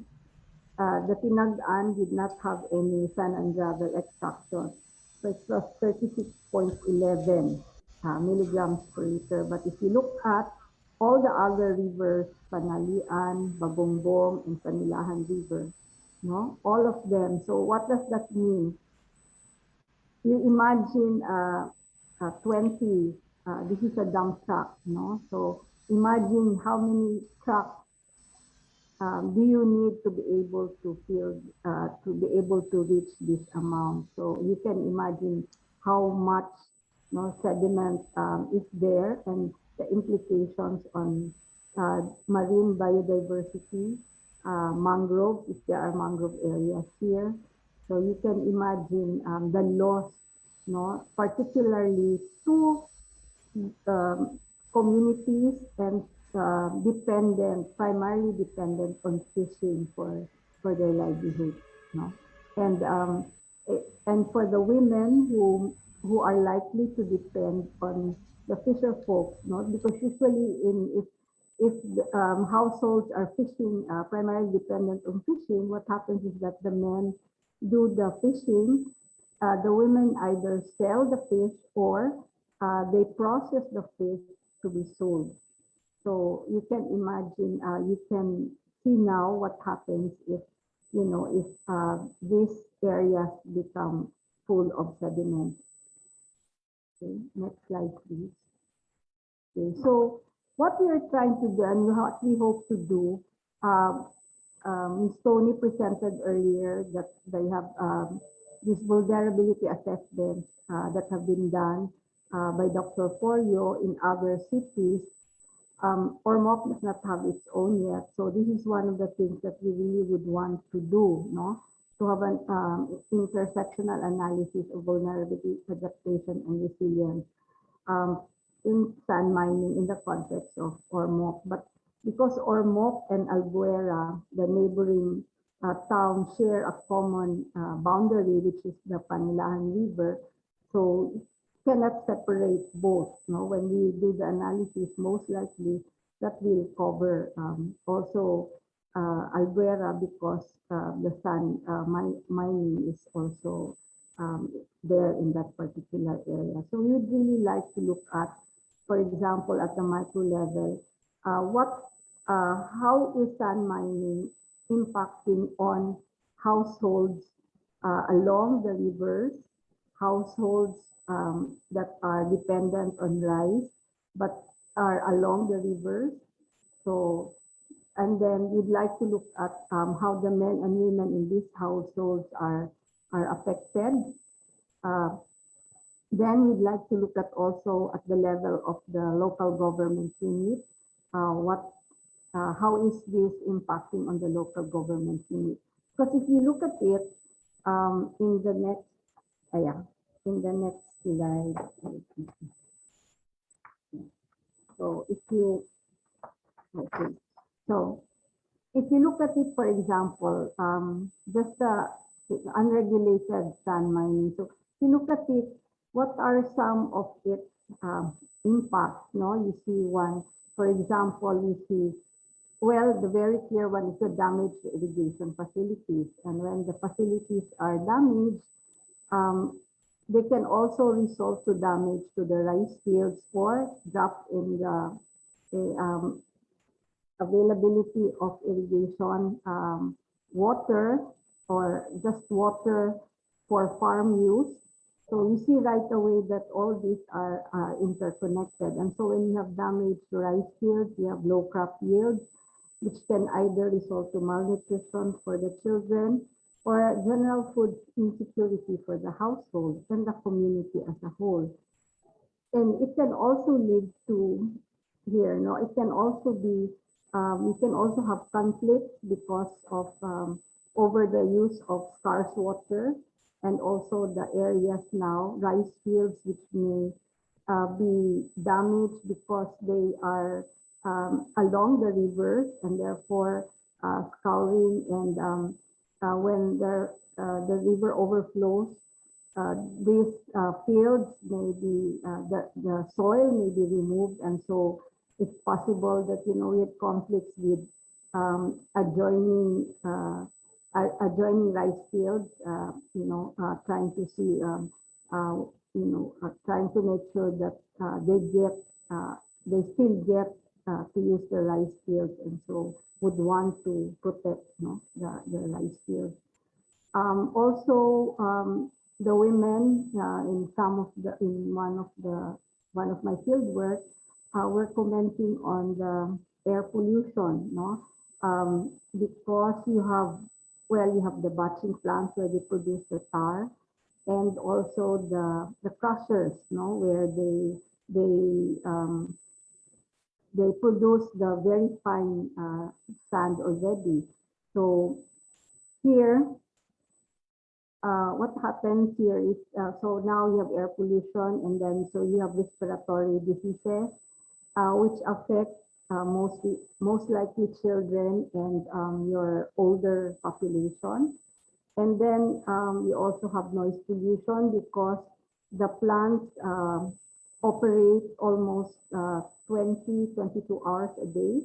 So the time before, when there was face-to-face classes, children could not study because of the noise.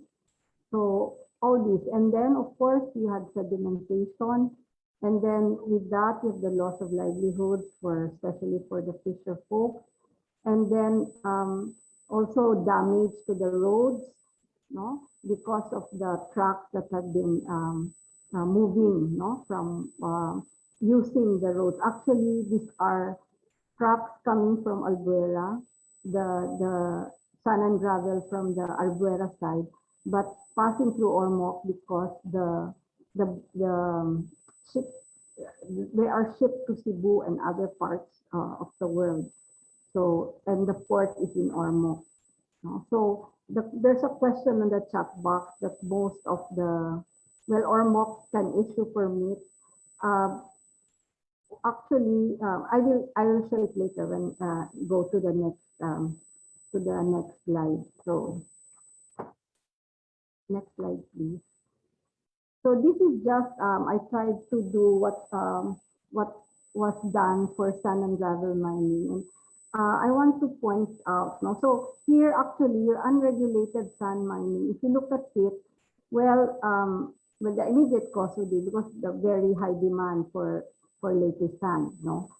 But at the same time, there is poor implementation of policies by regulatory agencies, no, especially the national government, partly because there is also the provincial government actually that issues permits. The city of Ormoc issues permits, and so there is some what you call this? Sometimes they are not sure who should be, implementing or monitoring this sand and gravel permittees, no? So those kinds of issues. And then of course, if you look at it, or ultimate cause, if you want to put it that way, is basic, the notion of extractivism, global neoliberal capitalism. Actually, everything is a commodity that can be extracted and gain profit from, So there is really a push to do sand mining, and this one coupled with the idea that your resources are available for a long time, so then you really will have a problem, because then people will think that you can go on forever and extract this. So if you take a serious look at the permits that are issued, technically there's supposed to be data there on how much sand they can haul in a year. And during one of our discussions, it was pointed out that the amounts that are placed there actually, permittees have been able to recoup them within a month or two. They have already consumed, the total allowable amount that they're supposed to extract for a year. So you know what the implications of that will be. So we've seen some of the, as I already pointed out earlier, some of the impacts. But I want to point out here, there are the capacities. Like if you look at Ormoc, NIA, the irrigators associations are organized. So And some of them have very good leaders. And they also have institutional support from NIA. So that is one that will be very helpful. Another one is that you, in answer to one of the questions that was raised, I witnessed actually two meetings that Mayor Gomez called with the permit holders, and he told them that you have to do your share. No? It will not be good business if we continue the way we do these things. And so he showed, he enumerated all the violations, yeah, all the violations, and even I think he also had drawn map done to be able to show, which of these areas are where the violations are. And his team, which I hear is highly, capacitated. The former Enro was marine biologist, MS Marine Bio, and then the one who has taken over now is also highly capable, forester. No? So I think it's important that you have the capacity. At the same time, you have executive order. So the mayor issued an executive order regulating the movement of trucks from Alvera going to Ormoc, and they're not allowed from 6 to 6 in the morning to I think 6 in the evening, 7 in the evening, and then the only I think the only they also had they had the latest executive order, which really to ensure the conservation of the quarry resources, to ban the export of sand and gravel from Ormoc. So that is how they dealt with the issue, because the area that is common with the next town needs to be rehabilitated. So if he has the Mines and Geosciences Bureau, which is the national agency to regulate, the national regulatory agency, has already done its assessment. And so there are, the last meeting, I remember that they were discussing how to go about the rehabilitation of the area. No, for as long as it's not rehabilitated, they cannot, they will not be able to continue. The permits are on hold. Okay, so there, of course, here at least specific to what I have seen in this dealing with the sand and gravel. So the mayor is very proactive, and the Sangguniang is very supportive also. That's why you have all these POs in place. And then here your agriculture alternatives. Although the question is from a perspective of development, why should communities that have been there for a long time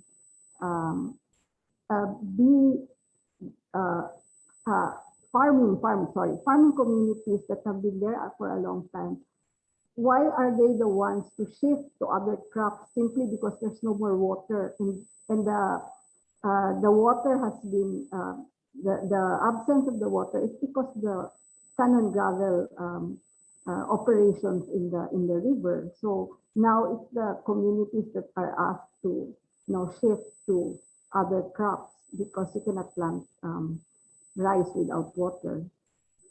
Those kinds of questions, that not need to be asked. Next slide, please. So this is just a continuation, so here I pointed out, for example, a physical impact like sedimentation, affects your marine biodiversity. Ultimately, it affects households dependent on fishing for livelihood. I think the plus thing is that at this time, the mayor has enough political will and is able to get all the stakeholders to sit down, the permittees, the national government agency, and the communities. Now, at the time that I attended the meeting, the barangay captains were there speaking on behalf of their communities, about what was going on. Okay, next slide, please. Okay, so this is, I just wanted to point out that this was presented already, no? This is the NRC metrics. I think from the diagram that was presented, you can see already which of the areas, which of the pillars are really affected. Although the issue is environmental, but it really has impacts on infrastructure because you need to check the status of the irrigation uh, systems because, like for example, not in Ormoc but in another area, you have the crusher, which is only 50 meters away from the irrigation system. So you can imagine what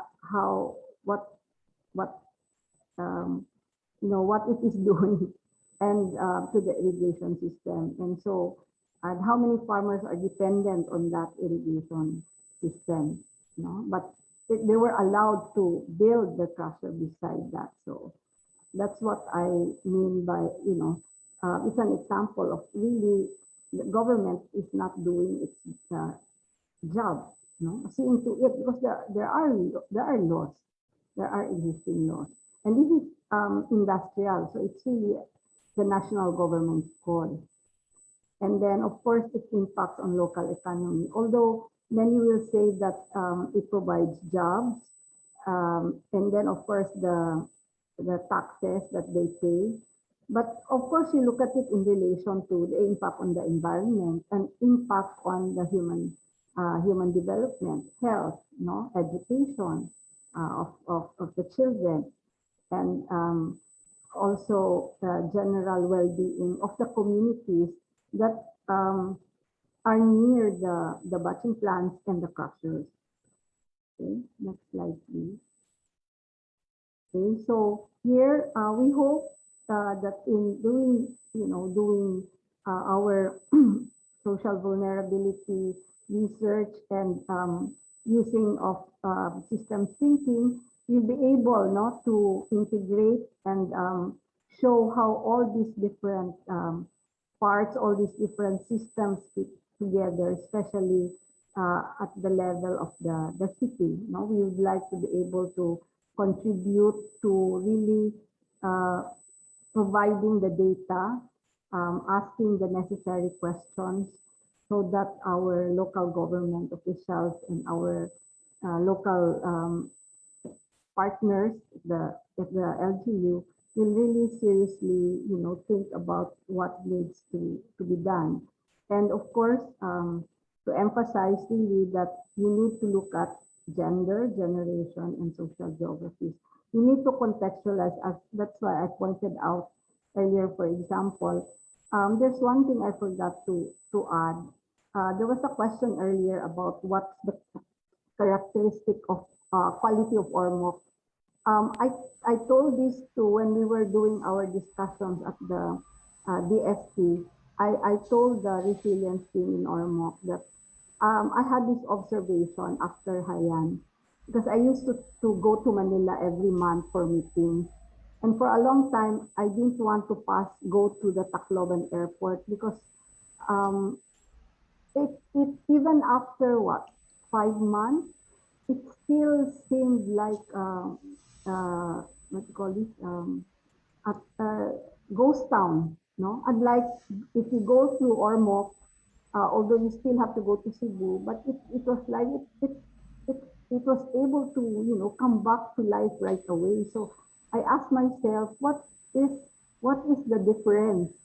No, because it happened in 1991, and then it happened again in Haiyan. So maybe not maybe. I think culture is an important part that we really need to look into when we're doing our resilience work um, and in helping communities understand themselves better. We need to look at, I think, the history and the culture of the community here. So Next slide, please. So, what is the role of the Academe? Of course, all these things here, no, we are, our mandate is really to teach, and we are better teachers if we are able to do research and to translate this research into policy. At the same time, work with local government units, work with communities, uh, and then to address data gaps, policy deficits, no, implementation constraints, provide alternative perspectives, what Tony mentioned earlier, the water energy food nexus. Of course, generate new ideas, innovate and influence public policy to expand the spaces of participation and decision making of communities, no, to empower communities. Next slide, please.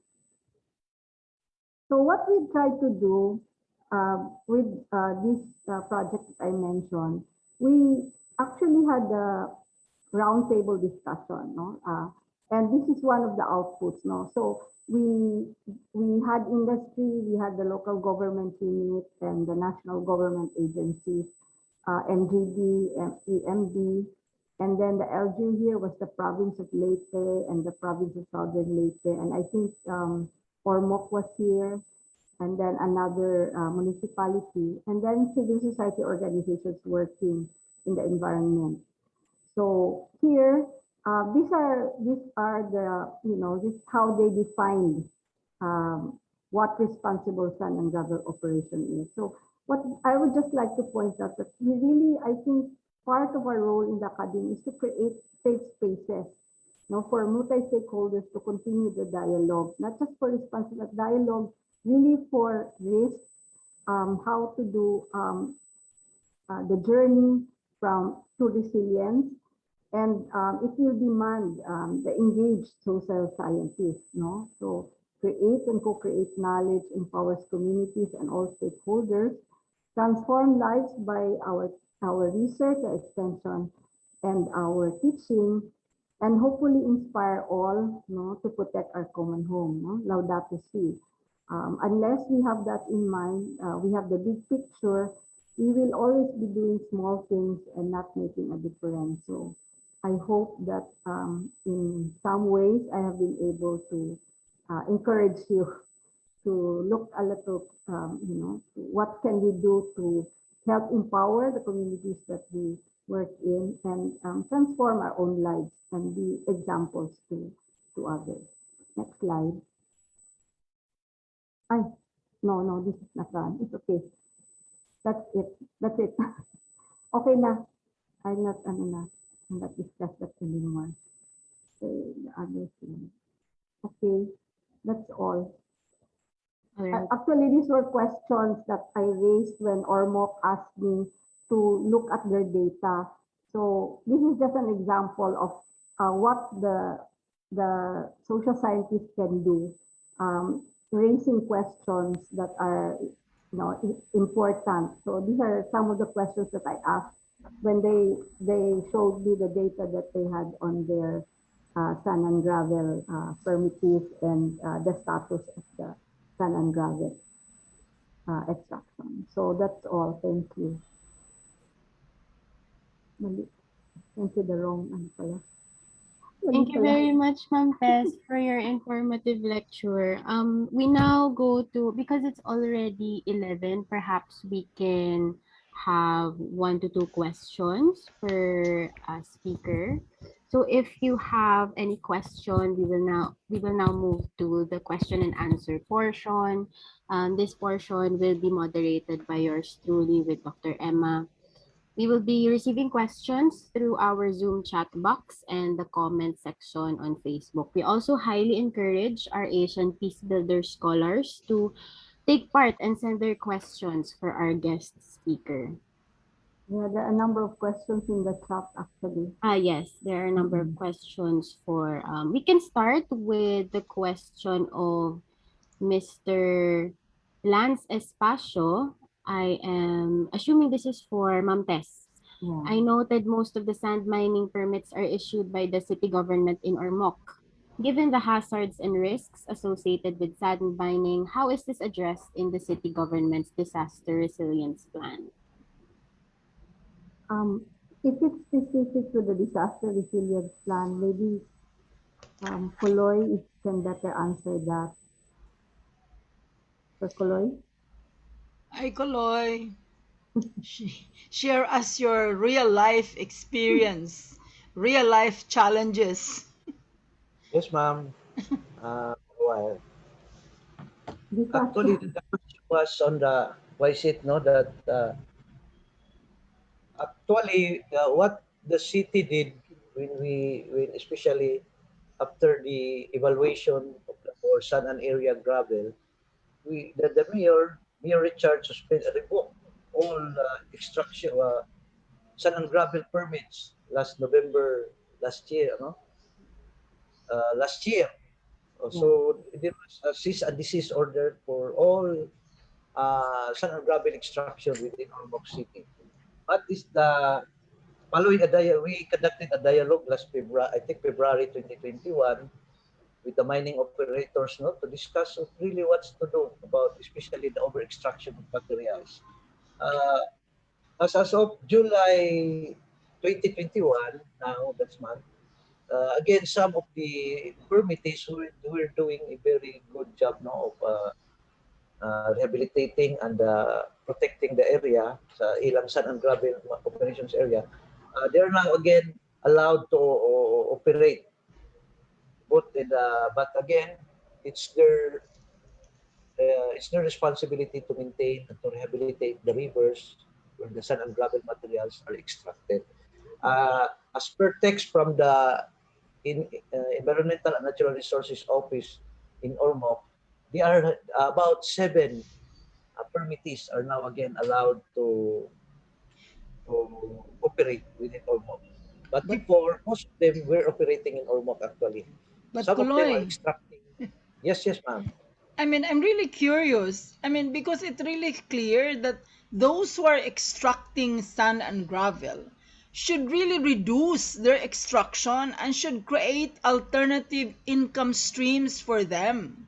Because these people have been creating their wealth and their income from natural resources, and they are over, I mean, there's an imbalance created because they are over extracting. So I mean, it's just like the tobacco. I wish the tobacco industry will shift to more well-being industries and livelihood that will support our well-being.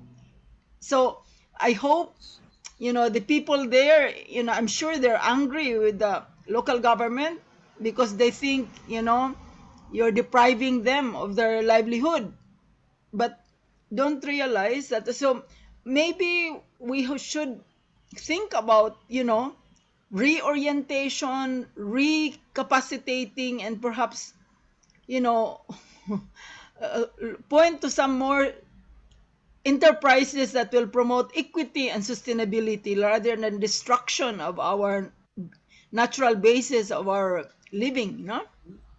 What do you think of? I agree with you, ma'am. I agree with you, Prof. Emma, no, on that. Especially during the closure of there was a conduct of community dialogue. They really were, some of them were really, ano nga, the government have deprived them of their livelihood. But it was shown that only few people actually were benefited from the sand and gravel extraction in our area. Only few people, no?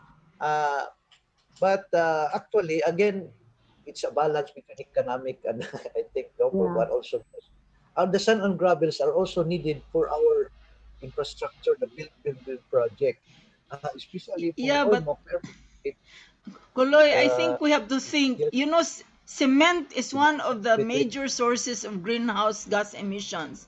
We have to look for yes, alternative renewable sources of our build. But the thing is, we only think, oh, yan na, that's the only thing. So I think it behoves upon us to really rethink, reinvent the ways we are doing things, because the way that we are doing things is not really good for the for the earth, not good for the environment, and ultimately for our life. Yes, ma'am. I agree with you on that. Yes, ma'am. Really. I So, think, yeah. yeah, Can I test say again. something? Um, it's really, even if Ormoc, let's just assume that Ormoc says, okay, we will end all, all sun and gravel mining, etc. But the whole But country is doing. yeah, I think what is really needed is to continue. We already started in 2018 the conversation on Philippine responsible mining, if there's such a thing. But we try to, for me, it will be good to uh, to keep ourselves open to the dialogue that can happen if people are willing to really sit down and think through what needs to be done, because we cannot change. If, if you look at the Philippines, um, we're top, what do you call it, seller. And where does our son go? Singapore, China. So if you want to have a certain sense of nationalism, then you might want to consider that selling your son. But it's Oh, very lucrative. yeah, So unless Z, there's efforts at the top, it will be difficult also this, for LG. Yes, there's an input from Z in the chat that he said that we have to consider, circular. circular economy as well as really as you said earlier, globalization, the global, the national, and the local. One principle of systems thinking is really to recognize the interconnectedness. And I think circular economy is one of that really adapts I as system I thinking. think there has been some discussion already, but I even for the mining sector, for the extractive sector, but it needs to be, it needs to continue. It's not really, I don't think there's really a consensus on how it's going to be done. Yeah. So that's the difficulty there. A consensus is needed. Yeah. There's a question here. Lance? I think that's the I think it's close unless there are um, other questions or burning questions, because we have now exceeded 10 minutes of our time. Patty? There are several other questions, ma'am. Okay. Okay, be Perhaps, quick. okay. Read all the questions so that Tess and Nikolai will only answer once. This is from Monivan, one of our scholars, Asian Peace Builder scholars. This is the first question is for Mr. Tolibao. How could you conduct the monitoring and evaluation of the action plan on disaster preparedness during the pandemic? And another question for Ms. Tess. What are the key factors that can contribute to moving the resilience of the community? Are there other questions? Read all the questions so that you'll. Patty? There is another question from Uru Tahup from ICSC.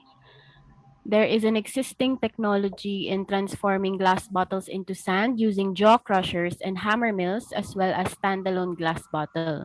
Could the LGUs and SAG mining companies deploy these innovative machines in community MRFs so that mountains of glass bottles such as Tanduay, Emperador, Jean, which are not purchased by junk shops based in our research in Gian and G1, other G1. Giwan and other parts of Eastern Samar could be turned into usable sand for construction? Okay. Are Yes. all those questions? Yes. Okay. Tess and Koloy, please answer it so that we can close this webinar. Okay, thank you, ma'am. Question no, I will just answer first, ma'am. Tess, no? Mm-mm. It's just to conduct monitoring and evaluation of our action plan. Yes, we still do it, but still in observance of the minimum health standard and health protocols. it's really a challenge for us, really, no? Especially during our evacuations, preemptive evacuations during typhoons, and during the flooding, because we have to set the standards, no? But again, we managed to do it through coordination with the barangay leaders or the community leaders. Thank you. Yeah. Yes, the question on the key factors, I think number one really is educating, informing the community, because for as long as the community is not aware of that, in fact, the area is hazard prone, or what are the risks in sand mining, they will accept it, especially because oftentimes there's money in exchange. So it's important that communities are educated. And secondly, it's important also that you have local governments support the efforts at the local level, because they have to work together. Unless local government support, communities will be on their own. So I think that's the basic minimum for me in order to move resilience efforts at the community level. And then the question on the use of the machines, I think what is important will be for actually the local government can start they explore the possibilities of accessing those if it is in line with their programs, and also to ask maybe the state universities there for assistance on whether these technologies are feasible for the area, because I don't know, there are technical requirements there. So it might be good to find out what these are, and then for the local government to do something, to have it as part, for example, of their AIT. If they find that it is something that is doable in their area, then they can include it as part of their annual investment plan to purchase. I discourage really eh, getting dole out from the extractive companies. No, because the moment like any other company, the moment you expect things from them, it will be difficult to stand on your own. So for me, it's better that the local government unit, if they decide to pursue that, to do it on their own, or use the resources that they have to access that. So thank you very much, Tess. Let me add to that yes, education, reorientation, and really offering them different alternatives is very crucial. So I'd say education, but also enforcement of the rules. Yeah. But enforcement can only happen when there are incentives to follow and disincentives, not, so I would say, we have to create alternatives. You have to show that we cannot, live like the way before. We just extract and extract. We think the natural resources are infinite. We think water will continue to flow. We think that forests will continue to just grow by themselves. So I think that's why I really like, the idea of looking at systems, the ecological system, the social system, the political system, and really to know that we are all interconnected. That's really one central principle of systems thinking. We're all interconnected. And also we should be aware of the multiple perspectives, meaning, the social locations of the stakeholders, like those sand and gravel mining operators. They are powered by different interests. They think that they are doing a very good duty to the build, build, build. They think that if you stop them from extracting too much, then the build, build program of the government will be at standstill. So we have to look at it in a systems thinking and try to see what are the pathways. That there are multiple pathways. As we say, there are, nine times, the cat has 9 lives, and there could be 9 times also, that 9 ways that we can kill a cat.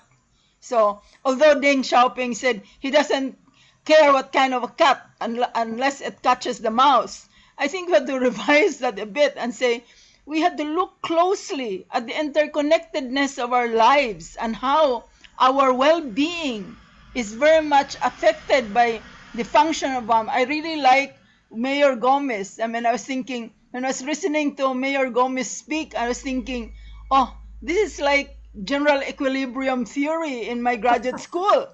That when one unit or one branch is dysfunctional, then it will lead to the dysfunction, things like that. I was thinking, oh, Mayor Gomez knows general equilibrium theory very well without going to graduate school. Because for me, systems thinking is really common sense. If you really let your faculties think, feel, and reflect, then you'll know the interconnectedness of our system. So I'd say, Patty, can I now give my closing remarks? Yeah, I'm giving now my closing remarks.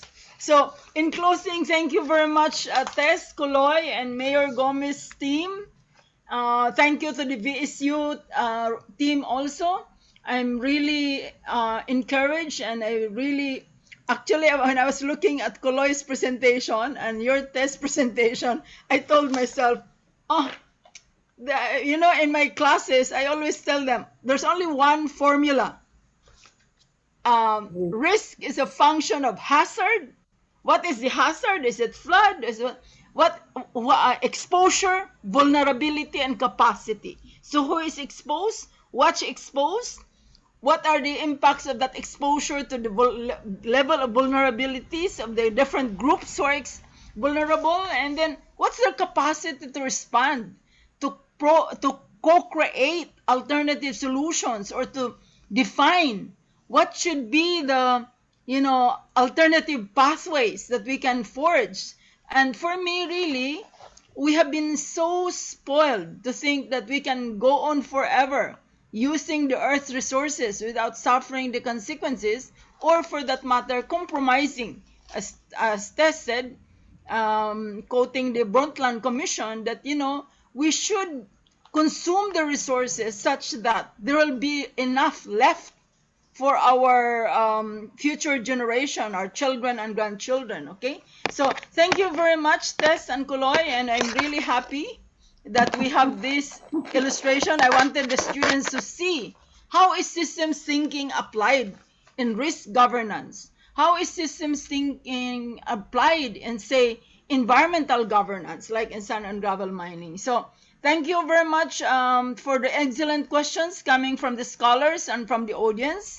And to my students in MS Transdev, remember, we are contextually driven. So I always tell my students, pick something that you can use. It can guide you in doing your work. And also it can your capstone projects, okay? I also always tell my students, you don't have to read everything. You just choose something that will make you reconfigure the way you're doing things, okay? So you saw here how the RRMO Coloy Tolibao and Tess Tabada have applied systems thinking into their work. And so I hope you learned something from there. So thank you very much. And for those who are watching us from the Facebook Live, thank you very much for watching our webinar. For Monday, we are inviting you again, 9 o'clock to 11 o'clock, on looking at community-based resilience innovations. We will have Nuralyn Uy, who is with the International Recovery Platform in Tokyo, but was the former project manager of SICAR PH. And then we will have Canoli, Manuel Alcantara Abinales, who is the Executive Director and founder of the Buklod Tao Incorporated.